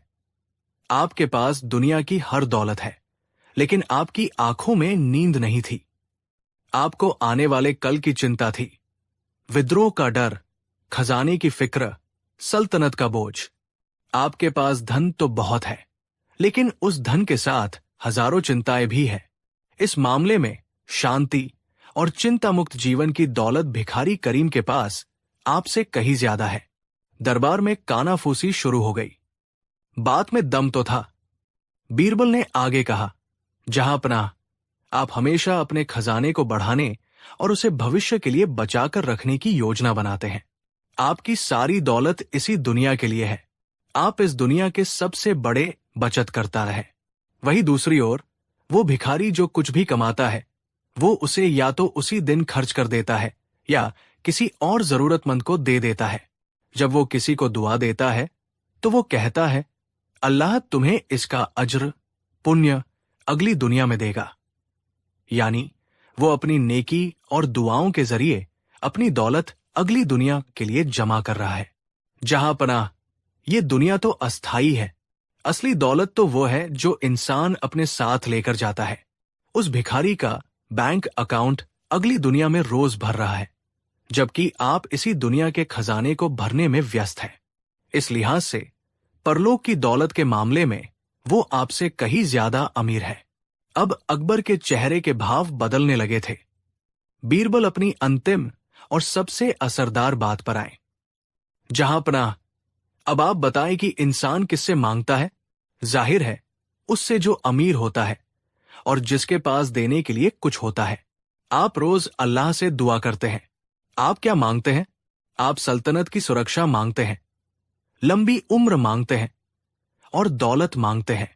आप अल्लाह के सामने एक याचक यानी मांगने वाले की भूमिका में होते हैं। अब उस भिखारी के बारे में सोचिए। जब आप उसे एक सोने की मोहर देते हैं तो वो बदले में क्या करता है? वो अपने हाथ उठाकर अल्लाह से आपके लिए दुआ करता है। वो कहता है, ऐ खुदा, मेरे बादशाह को और दौलत दे, उनकी सल्तनत को सलामत रख। यानी उस क्षण में वो भिखारी अल्लाह से आपके लिए मांग रहा होता है। वो अल्लाह और आपके बीच एक दुआ देने वाला बन जाता है। बीरबल ने बादशाह की आंखों में देखते हुए कहा, तो जहां पनाह, आप खुद ही फैसला करें।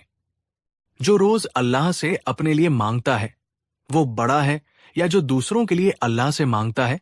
आप हमेशा अल्लाह के सामने याचक बनकर खड़े होते हैं, इसलिए आप गरीब हैं।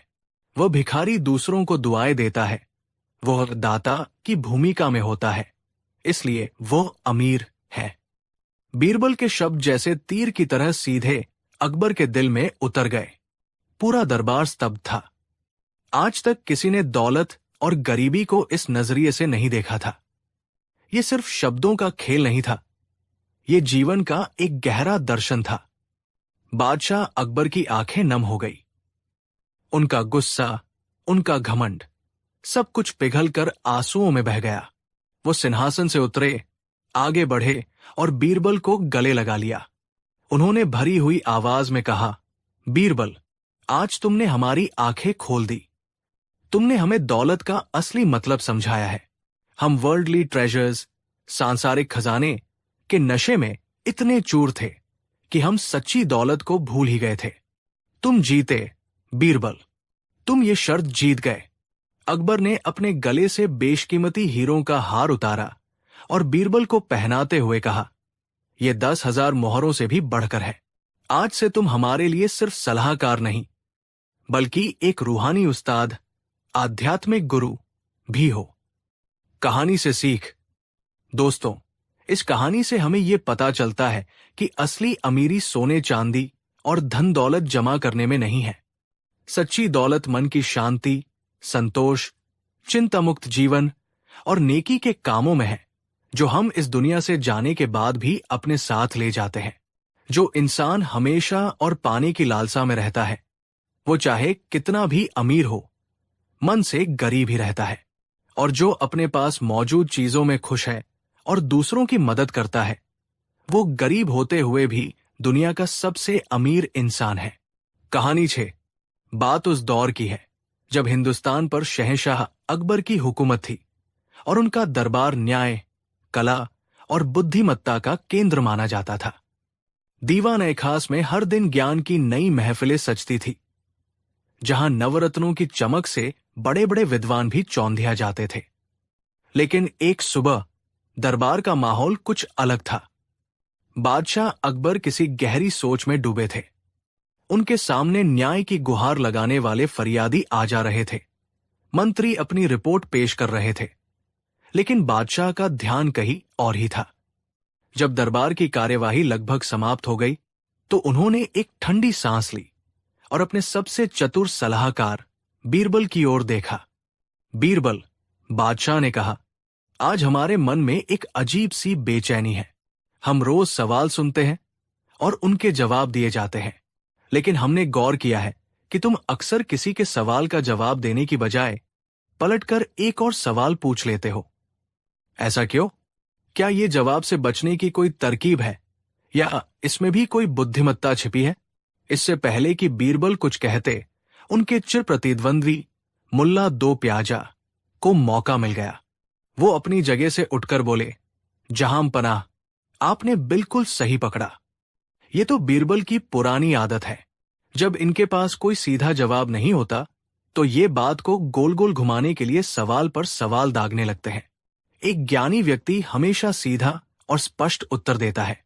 दरबार में कुछ लोग मुल्ला की बात से सहमत दिखे। बीरबल बस मुस्कुराते रहे। तभी द्वारपाल ने एक बुलंद आवाज में घोषणा की, सावधान! तक्षशिला और नालंदा के ज्ञान की परंपरा को आगे बढ़ाने वाले तर्कशास्त्र के महापंडित श्रीमान तर्कवाचस्पति जी पधार रहे हैं। दरबार के विशाल दरवाजे खुले और एक तेजस्वी व्यक्ति ने प्रवेश किया।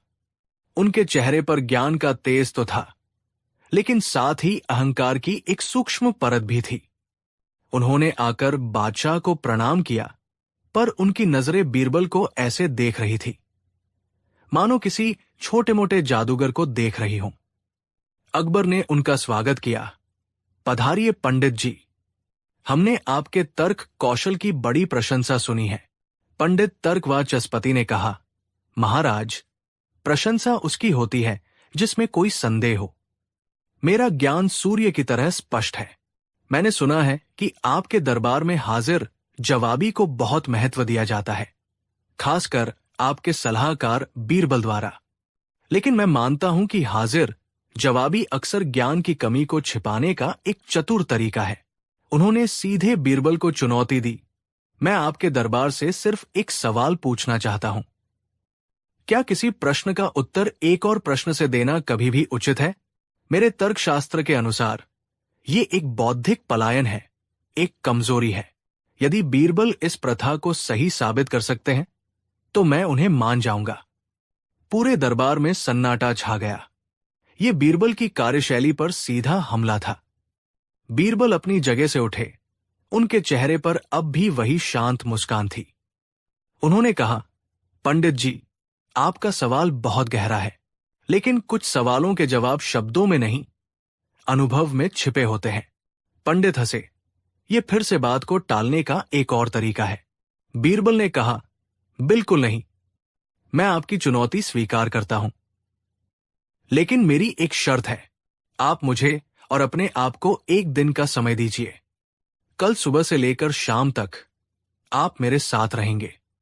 हम आगरा शहर का भ्रमण करेंगे, लोगों से मिलेंगे।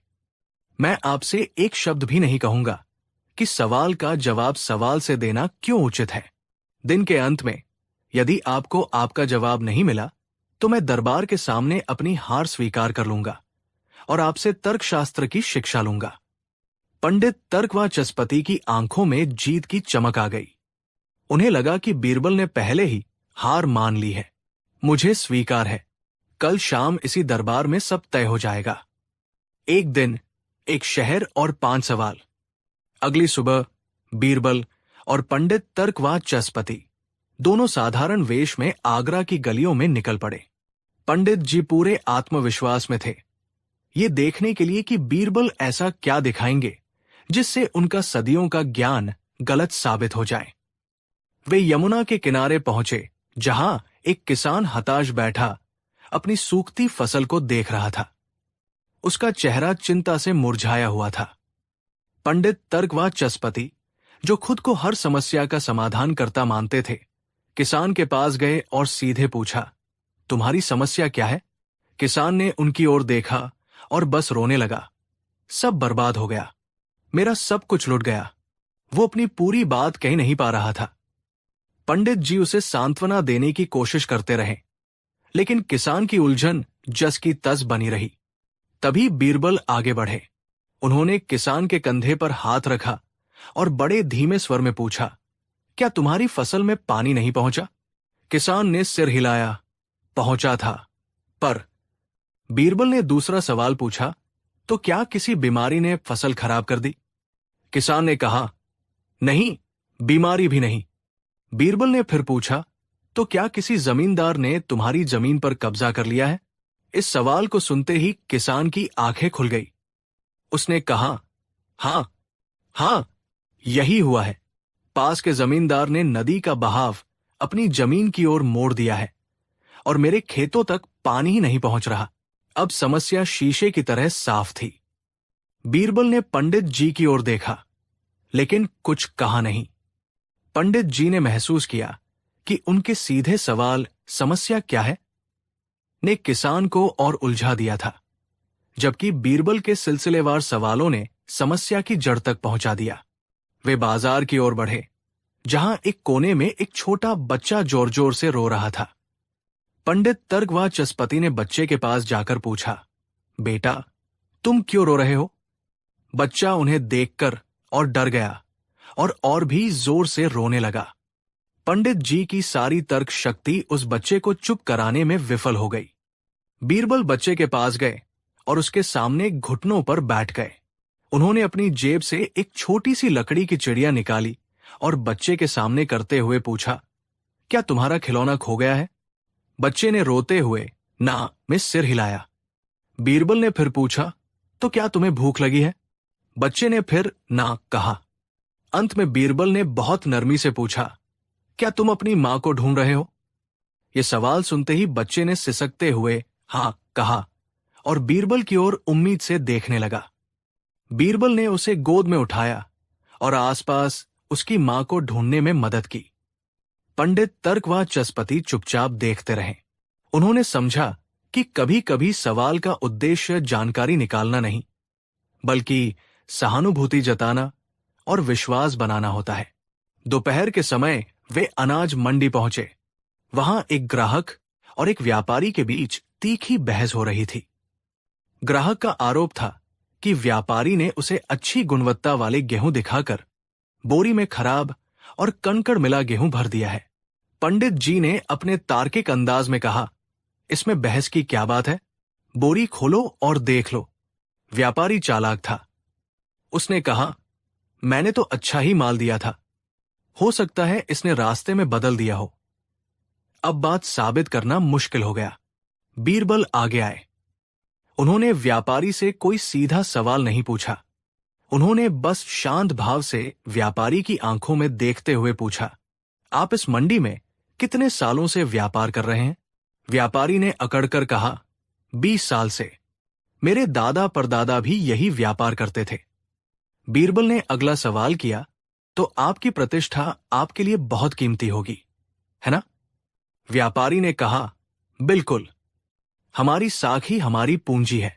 अब बीरबल ने अपना अंतिम सवाल पूछा, जो एक तीर की तरह था, तो अगर मैं बादशाह से कहकर आपकी पूरी दुकान की हर एक बोरी की जांच अभी इसी वक्त करवाऊं, तो क्या सब में वही शानदार गेहूं निकलेगा जो आप अपनी साख का हवाला देकर बेचते हैं? ये सवाल सुनते ही व्यापारी का चेहरा पीला पड़ गया। उसके माथे पर पसीना आ गया। वो समझ गया कि अगर जांच हुई तो उसका सारा भांडा फूट जाएगा। उसने तुरंत अपनी गलती मान ली और ग्राहक से माफी मांगकर उसे सही अनाज दिया। पंडित तर्क व चस्पति चकित थे। बीरबल ने एक भी आरोप नहीं लगाया, फिर भी उनके सवालों के जाल ने सच को बाहर निकाल दिया। शाम ढल रही थी। वे एक गुरुकुल के पास से गुजरे जहां एक गुरु अपने शिष्य को डांट रहे थे। शिष्य बहुत प्रतिभाशाली था, लेकिन उसमें सीखने की लगन कम और अभिमान ज्यादा था। गुरु ने कहा, तुम अभ्यास नहीं करते, तुम्हारी तलवारबाजी कमजोर हो रही है। शिष्य ने जवाब दिया, गुरुदेव, मुझे सब आता है, मुझे अभ्यास की क्या आवश्यकता?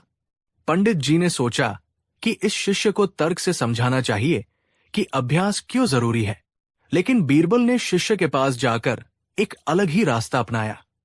उन्होंने पूछा, बेटा, क्या तुम दुनिया का सबसे महान तलवारबाज बनना चाहते हो? शिष्य ने गर्व से कहा, हां, बिल्कुल। बीरबल ने फिर पूछा, क्या तुम मानते हो कि तुम्हारे गुरुजी एक महान योद्धा है? शिष्य ने कहा, हां, वे सर्वश्रेष्ठ है। बीरबल ने आखिरी सवाल पूछा, तो क्या तुम जानते हो कि तुम्हारे गुरुजी आज भी हर सुबह 3 घंटे अकेले अभ्यास करते हैं? अगर सर्वश्रेष्ठ को अभ्यास की जरूरत है, तो जो अभी सर्वश्रेष्ठ नहीं बना है, उसे कितनी जरूरत होगी? ये सवाल शिष्य के अहंकार पर चोट कर गया। उसे अपनी गलती का एहसास हुआ। उसने बिना कुछ कहे अपनी तलवार उठाई और अभ्यास में लग गया। बीरबल ने पंडित जी को दिखाया कि कभी कभी सवाल दूसरों को डांटने के लिए नहीं, बल्कि उन्हें खुद अपनी गलती का एहसास कराने के लिए पूछे जाते हैं। सूरज डूब चुका था। बीरबल और पंडित तर्क व चस्पति दीवाने खास में वापस लौटे। दरबार खचाखच भरा था। हर कोई ये जानने को उत्सुक था कि पंडित जी की चुनौती का क्या हुआ। बादशाह अकबर ने पंडित तर्क व चस्पति से पूछा, तो पंडित जी, क्या आपको आपके प्रश्न का उत्तर मिला? क्या बीरबल अपनी बात साबित कर पाए? पंडित तर्क व चस्पति, जिनका चेहरा सुबह के अहंकार से बिल्कुल खाली था, आगे बढ़े। उन्होंने अपनी पगड़ी उतारी और बीरबल के सामने रख दी। उनकी आंखों में सम्मान का भाव था। उन्होंने कहा, जहां पनाह, मैं सालों तक किताबों में तर्क ढूंढता रहा, लेकिन बीरबल ने मुझे एक दिन में जीवन का सत्य दिखा दिया। उन्होंने पूरे दरबार को संबोधित करते हुए कहा, मैंने पूछा था कि क्या सवाल का जवाब सवाल से देना उचित है। आज मैंने सीखा कि हां, ये उचित है। जब आपको समस्या की तह तक जाना हो, तब सवाल पूछना उचित है। जब आपको किसी का विश्वास जीतना हो और सहानुभूति दिखानी हो, तब सवाल पूछना उचित है। जब आपको बिना आरोप लगाए किसी से सच उगलवाना हो, तब सवाल पूछना उचित है। और जब आपको किसी को उसकी गलती का एहसास खुद करवाना हो, तब भी सवाल पूछना ही उचित है। सब शांत होकर सुन रहे थे। बीरबल मुस्कुराए और पंडित तर्क व चस्पति के पास गए। उन्होंने पंडित जी से अपना अंतिम सवाल पूछा, तो पंडित जी, अब आप ही बताइए, सवाल का जवाब सवाही क्यों? पंडित तर्क व चस्पति ने मुस्कुराते हुए जवाब दिया, बीरबल, तुम्हारा यही सवाल, अब मेरा जवाब है। पूरा दरबार तालियों की गड़गड़ाहट से गूंज उठा। उस दिन सबने सीखा कि बुद्धिमत्ता केवल सीधे जवाब देने में नहीं, बल्कि सही सवाल पूछने में भी निहित है। ये सिर्फ हाजिर जवाबी नहीं, बल्कि जीवन को समझने की एक गहरी कला है। कहानी 7। ये उस समय की बात है जब आगरा मुगल सल्तनत का दिल हुआ करता था और बादशाह अकबर का न्याय पूरे हिंदुस्तान में मशहूर था। शहर की गलियां व्यापार और संस्कृति से गुलजार रहती थी, लेकिन इस चकाचौंध के पीछे अमीरी और गरीबी की एक गहरी खाई भी थी। इसी आगरा शहर के एक शांत कोने में एक छोटी सी कुटिया में रहते थे पंडित रामफल। पंडित जी का ज्ञान सूर्य के प्रकाश की तरह था, विशाल, निर्मल और सबको राह दिखाने वाला। वेद, पुराण और शास्त्रों का ऐसा कोई पन्ना नहीं था जो उनकी नजरों से न गुजरा हो। दूर दूर से लोग अपनी शंकाएं लेकर उनके पास आते और समाधान पाकर लौटते। लेकिन ज्ञान की इस दौलत के बावजूद धन के मामले में वे बहुत निर्धन थे। उनकी कुटिया में किताबों के ढेर तो थे, पर अन्न के कुछ दाने ही होते थे। पंडित रामफल की एक ही चिंता थी, उनकी विवाह योग्य बेटी विमला। विमला सुशील और गुणवान थी, और पंडित जी चाहते थे कि उसकी शादी धूमधाम से हो। उन्होंने जैसे तैसे एक अच्छा वर तो ढूंढ लिया था, लेकिन शादी के खर्चों का बोझ पहाड़ जैसा था। अपनी सारी जमा पूंजी लगाने के बाद भी वे असहाय महसूस कर रहे थे।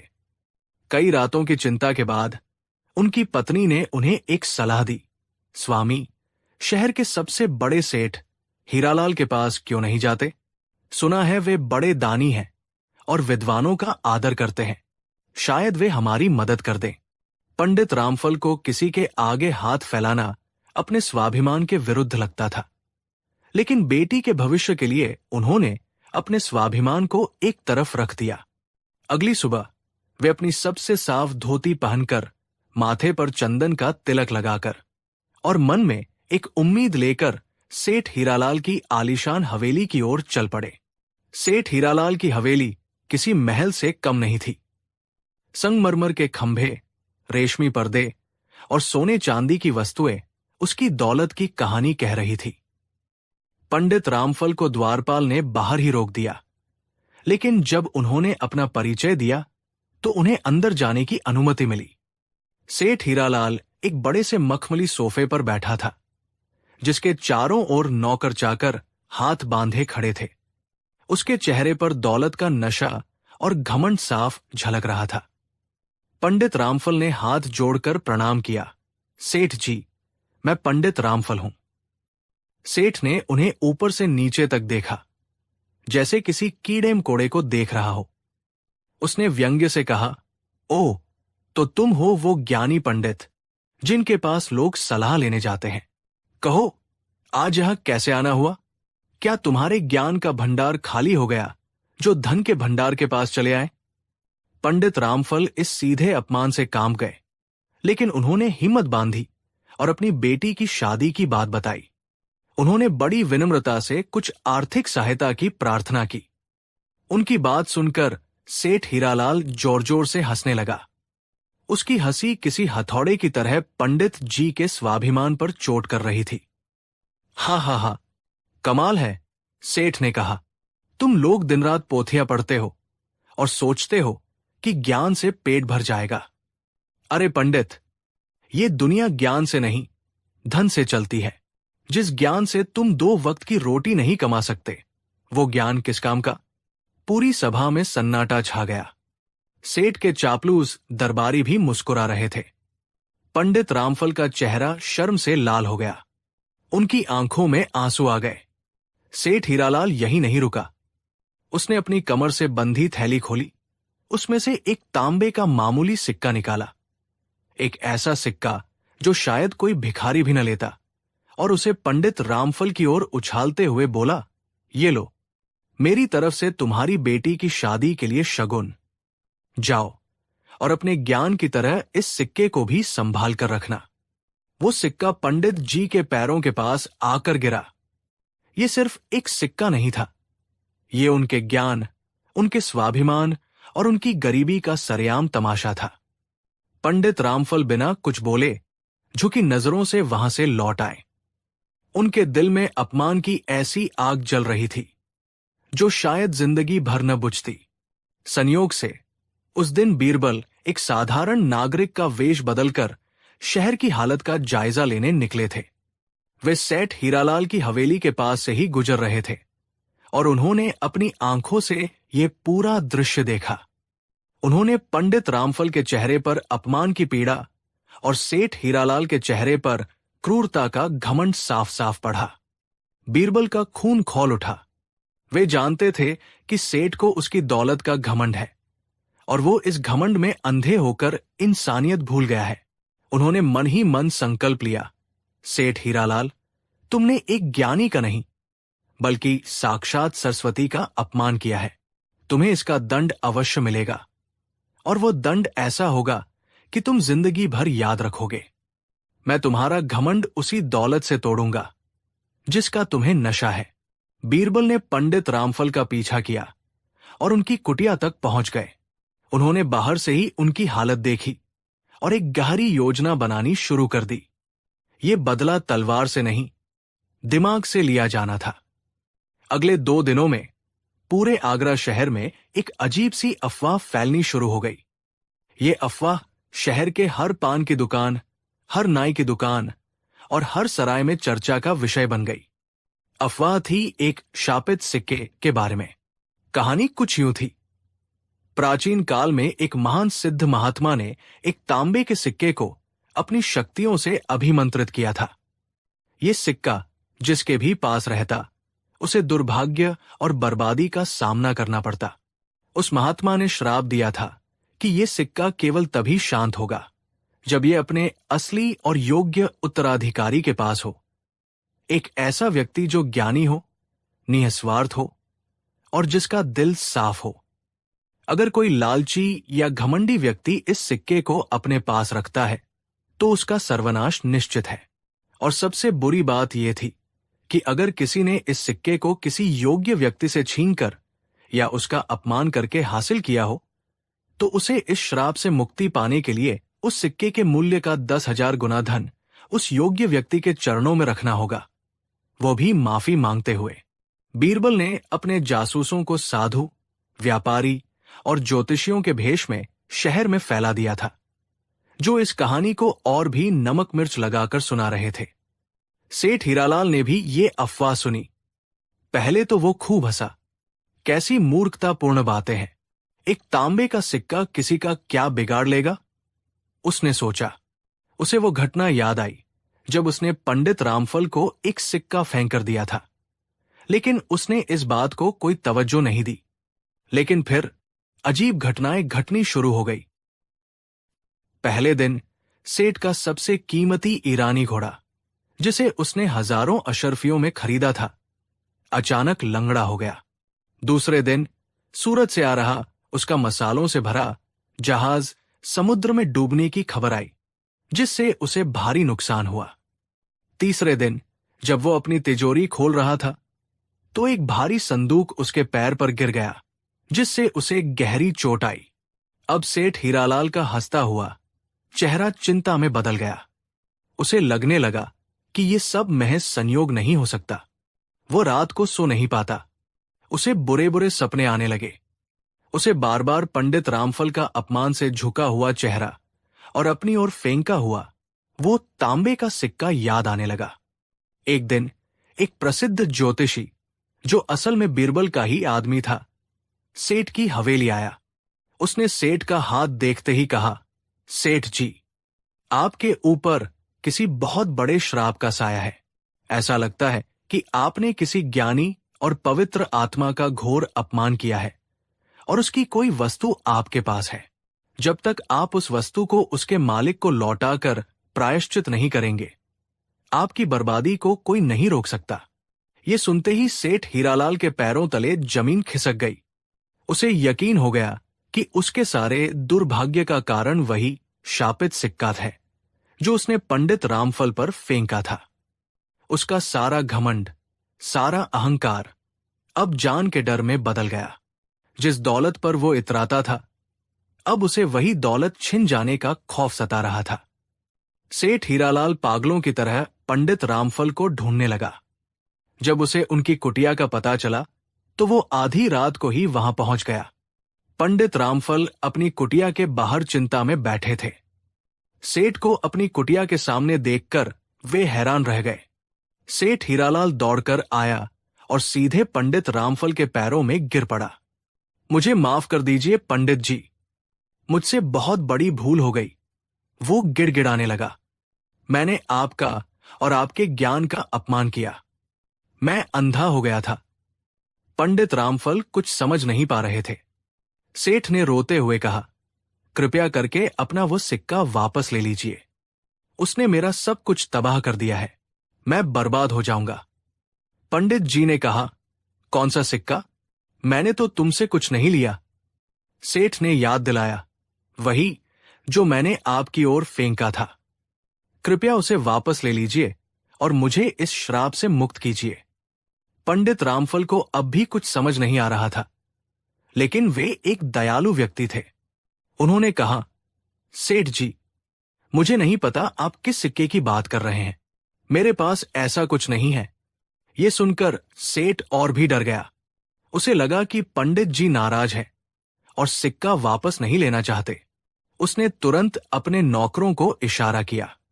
नौकर सोने की अशर्फियों से भरी एक बड़ी थैली लेकर आए, जिसमें ठीक 10,000 अशर्फियां थी। सेठ ने वो थैली पंडित रामफल के चरणों में रखते हुए कहा, पंडित जी, ये श्राप से मुक्ति का प्रायश्चित है। कृपया इसे स्वीकार करें और मुझे क्षमा करें। मैं आज से कसम खाता हूं कि कभी किसी विद्वान या गरीब का अपमान नहीं करूंगा। पंडित रामफल और उनका परिवार ये सब देखकर स्तब्ध थे। उन्हें अपनी आंखों पर विश्वास नहीं हो रहा था। जिस सेठ ने उन्हें एक तांबे का सिक्का देकर अपमानित किया था, आज वही उनके पैरों में पड़ा 10,000 सोने की अशर्फियां दे रहा था। उन्होंने कांपते हाथों से वो थैली स्वीकार कर ली। सेठ हीरालाल को जैसे ही लगा कि उसका प्रायश्चित स्वीकार हो गया है, वो वहां से ऐसे भागा जैसे उसने कोई भूत देख लिया हो। अगले दिन पंडित रामफल ने अपनी बेटी विमला की शादी इतनी धूमधाम से की कि पूरा आगरा देखता रह गया। ये खबर बादशाह अकबर तक भी पहुंची। उन्होंने बीरबल से पूछा, बीरबल, ये क्या चमत्कार है? जो पंडित कल तक निर्धन था, आज वो इतना धनवान कैसे हो गया? तब बीरबल ने मुस्कुराते हुए पूरी कहानी बादशाह को सुनाई। उन्होंने बताया कि कैसे उन्होंने एक अफवाह के जरिए सेठ हीरालाल के घमंड को तोड़ा और उसके ही धन से पंडित रामफल के सम्मान को वापस दिलाया। पूरी कहानी सुनकर बादशाह अकबर अपनी हंसी नहीं रोक पाए। उन्होंने बीरबल की पीठ थपथपाते हुए कहा, वाह बीरबल, वाह! तुमने एक बार फिर साबित कर दिया कि कलम की चोट तलवार की चोट से ज्यादा गहरी होती है। तुमने न सिर्फ एक ज्ञानी का सम्मान लौटाया, बल्कि एक घमंडी को इंसानियत का पाठ भी पढ़ाया। तुम्हारा न्याय करने का तरीका सचमुच निराला है। दोस्तों, इस कहानी से हमें ये सीख मिलती है कि धन दौलत का घमंड क्षणिक होता है, लेकिन ज्ञान और स्वाभिमान की संपत्ति अनमोल होती है। किसी व्यक्ति का अपमान करना, विशेषकर उसके ज्ञान या उसकी गरीबी का मजाक उड़ाना, सबसे बड़ा पाप है। बीरबल ने हमें सिखाया कि सच्चा बदला हिंसा से नहीं, बल्कि बुद्धिमत्ता से लिया जाता है। एक ऐसा बदला जो अपराधी को शारीरिक चोट नहीं, बल्कि एक जीवन भर का सबक दे जाए। कहानी 8। मुगल सल्तनत की राजधानी आगरा में उन दिनों अमन और खुशहाली का दौर था। बादशाह अकबर के नवरत्नों की कीर्ति चारों दिशाओं में फैली थी और उनके दरबार की शान देखने दूर दूर से लोग आते थे। लेकिन जहां रोशनी होती है, वहां परछाइयां भी होती है। अकबर के दरबार में भी कुछ दरबारी ऐसे थे जो बीरबल की बुद्धिमत्ता और बादशाह से उनकी निकटता से जलते थे। इन दरबारियों का सरदार था मंत्री दुर्जन सिन्हा, जो नाम से ही नहीं, कर्म से भी दुर्जन था। वो हर पल मौके की तलाश में रहता कि कैसे बीरबल को नीचा दिखाएं और खुद को बादशाह की नजरों में ऊपर उठाएं। एक दिन जब दीवान खास में दरबार लगा हुआ था, एक अनोखी घोषणा हुई, जहां पनाह की जय हो। ईरान की रहस्यमयी भूमि से माया और भ्रम के स्वामी, चमत्कारों के शहंशाह, जादूगर आजम पधार रहे हैं। दरबार के विशाल दरवाजे खुले और एक लंबा रहस्यमयी व्यक्ति अंदर आया। उसने काले रंग का रेशमी चोगा पहना था, जिस पर सुनहरे तारों से सितारे और चांद कढ़े हुए थे। उसकी आंखें गहरी और भेदक थी और उसकी लंबी दाढ़ी में चांदी के तार चमक रहे थे। उसके हाथ में एक मोरपंखी छड़ी थी। आते ही उसने हवा में छड़ी घुमाई और दरबार में बैठे सभी लोगों पर गुलाब की पंखुड़ियों की वर्षा होने लगी। पूरा दरबार वाहवा कर उठा। बादशाह अकबर भी बहुत प्रभावित हुए। स्वागत है जादूगर आजम, अकबर ने कहा। हमने तुम्हारे चमत्कारों के बहुत चर्चे सुने हैं। आज हमें भी अपनी कला का कुछ जौहर दिखाओ। जादूगर आजम ने झुककर सलाम किया और अपनी कला का प्रदर्शन शुरू किया। उसने खाली हाथ से कबूतर निकाले, पानी को शरबत में बदल दिया और एक साधारण से पत्थर को एक चमकदार मणि में तब्दील कर दिया। दरबारी, खासकर दुर्जन सिंह और उसके साथी, आंखें फाड़े ये सब देख रहे थे। बीरबल अपनी जगह पर शांत बैठे थे। उनके चेहरे पर एक हल्की सी मुस्कान थी और उनकी आंखें जादूगर के हर हरकत का बारीकी से विश्लेषण कर रही थी। अपने छोटे मोटे करतब दिखाने के बाद जादूगर आजम ने अपनी सबसे कीमती चीज निकाली। उसने एक छोटी सी मखमली डिबिया खोली जिसमें एक सोने की अंगूठी रखी थी। उस अंगूठी के बीचों बीच एक नीले रंग का पत्थर लगा था जो किसी गहरी झील की तरह चमक रहा था। आलम पनाह, जादूगर ने एक रहस्यमयी आवाज में कहा, यह कोई साधारण अंगूठी नहीं है, ये आईना दिल है, यानी दिल का आईना। जो भी इस अंगूठी को पहनता है उसे सामने वाले व्यक्ति के मन में चल रहे विचार सुनाई देने लगते हैं। ये मन पढ़ने वाली जादुई अंगूठी है। ये सुनते ही पूरे दरबार में सनसनी फैल गई। मन पढ़ने वाली अंगूठी, ये तो अविश्वसनीय था। दुर्जन सिंह ने तुरंत व्यंग्य किया, ये असंभव है, ये जरूर कोई धोखा होगा। जादूगर मुस्कुराया, शंका करना मानव स्वभाव है। मंत्री जी, चलिए इसका परीक्षण कर लेते हैं। उसने बादशाह से अनुमति लेकर एक पहरेदार को बुलाया। उसने अंगूठी पहनी और पहरेदार की ओर देखा। फिर वो बोला, तुम सोच रहे हो कि काश आज छुट्टी मिल जाती तो तुम अपनी बीमार बेटी से मिलने गांव जा पाते। पहरेदार का मुंह आश्चर्य से खुला रह गया। ये बात बिल्कुल सच थी और ये बात उसके और उसकी पत्नी के सिवा कोई नहीं जानता था। अब जादूगर ने दुर्जन सिंह की ओर देखा और कहा, और मंत्री जी, आप सोच रहे हैं कि अगर ये अंगूठी आपको मिल जाए तो आप दरबार में अपने सारे दुश्मनों का पर्दाफाश कर देंगे और सबसे शक्तिशाली बन जाएंगे। दुर्जन सिंह का चेहरा पीला पड़ गया। उसकी चोरी पकड़ी गई थी। बादशाह अकबर भी हैरान थे। उन्होंने खुद परीक्षण करने का फैसला किया। उन्होंने अंगूठी पहनी और बीरबल की ओर देखा। कुछ पल बाद वे मुस्कुराए और बोले, कमाल है। बीरबल सोच रहा है कि जादू चाहे कितना भी प्रभावशाली क्यों न हो, उसके पीछे कोई न कोई तरकीब जरूर छिपी होती है। बीरबल ने मुस्कुराकर सिर झुका लिया। बादशाह की बात सच थी। अब तो पूरे दरबार को यकीन हो गया कि अंगूठी सचमुच जादुई है। बादशाह अकबर ने जादूगर को बहुत सा इनाम दिया और उसे कुछ दिन शाही मेहमान बनकर रुकने का न्योता दिया। उस रात दुर्जन सिंह और उसके साथी दरबारियों की नींद उड़ गई। उनके दिमाग में बस वही जादुई अंगूठी घूम रही थी। सोचो, दुर्जन सिंह ने अपने साथियों से कहा, अगर वो अंगूठी हमारे पास हो तो हम बादशाह के मन की बात जान सकते हैं। हम जान सकते हैं कि कौन हमारे खिलाफ है। हम बीरबल की हर चाल को पहले ही भांप सकते हैं। सत्ता हमारे कदमों में होगी। उन सब ने मिलकर एक योजना बनाई। वे जानते थे कि बादशाह से तो अंगूठी मांग नहीं सकते, इसलिए उन्होंने सीधे जादूगर से ही सौदा करने का फैसला किया। अगले दिन वे चुपके से जादूगर के खेमे में पहुंचे। उन्होंने जादूगर को 10,000 सोने की अशर्फियों का लालच दिया। जादूगर आजम, जो असल में एक बहुत ही चतुर धोखेबाज था, जानता था कि ये लालची दरबारी उसके जाल में फंस चुके हैं। उसने पहले तो बहुत आनाकानी की। नहीं, ये पवित्र अंगूठी बिकाऊ नहीं है, उसने कहा। इसे बेचने पर मेरी शक्तियां चली जाएंगी। जितना वो मना करता, दरबारियों का लालच उतना ही बढ़ता जाता। अंत में 20,000 अशर्फियों की भारी रकम पर वो मजबूर होकर अंगूठी बेचने को तैयार हो गया। उसने कहा, ठीक है, लेकिन ये बात गुप्त रहनी चाहिए। और याद रहे, इस अंगूठी की शक्ति का दुरुपयोग करने पर यह अपनी शक्ति खो देती है। दुर्जन सिंह और उसके साथियों ने खुशी खुशी अशर्फियों की थैलियां जादूगर को सौंप दी और अंगूठी लेकर ऐसे चले जैसे उन्होंने दुनिया की सबसे कीमती चीज हासिल कर ली हो। वे ये नहीं जानते थे कि वे अपनी मूर्खता का सबसे बड़ा सबूत खरीद कर ले जा रहे हैं। बीरबल को ये सब पता चल रहा था।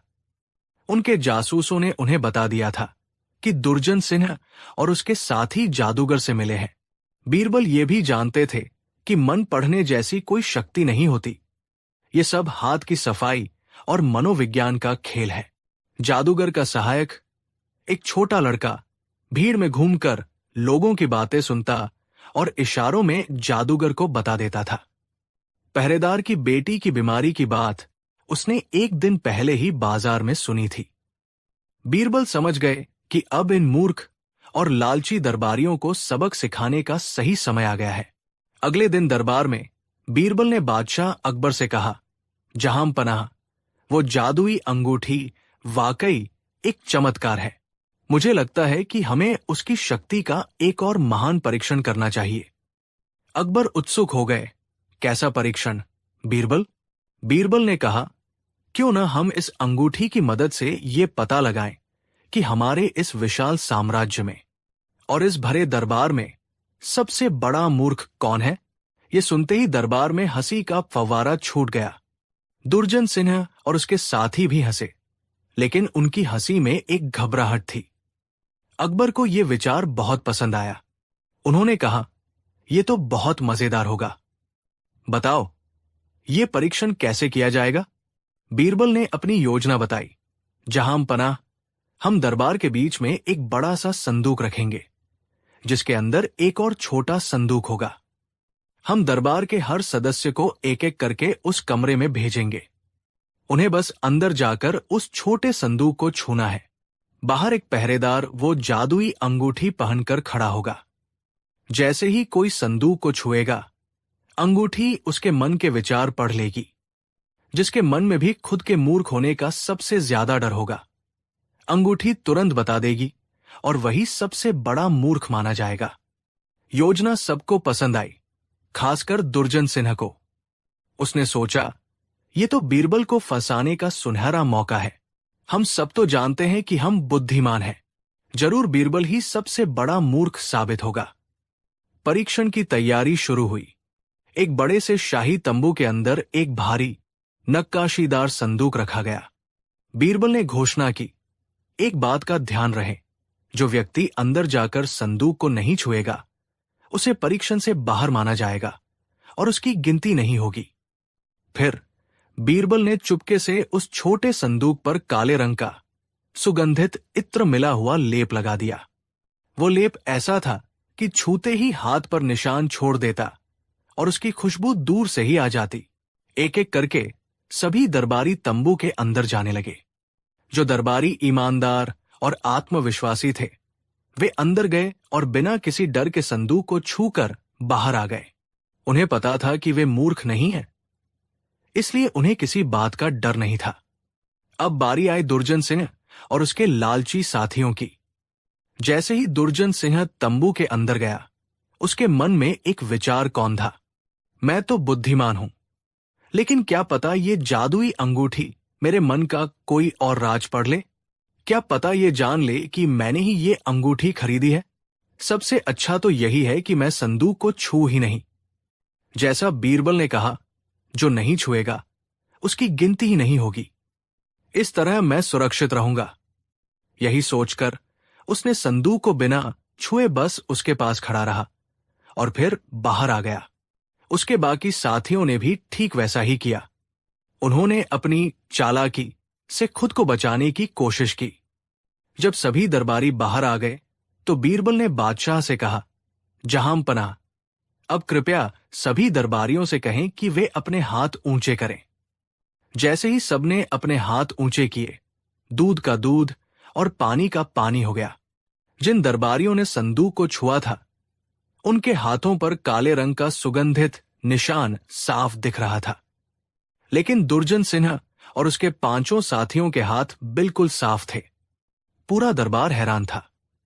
बीरबल ने ऊंची आवाज में कहा, जहां पनाह, सबसे बड़े मूर्ख हमारे सामने हैं।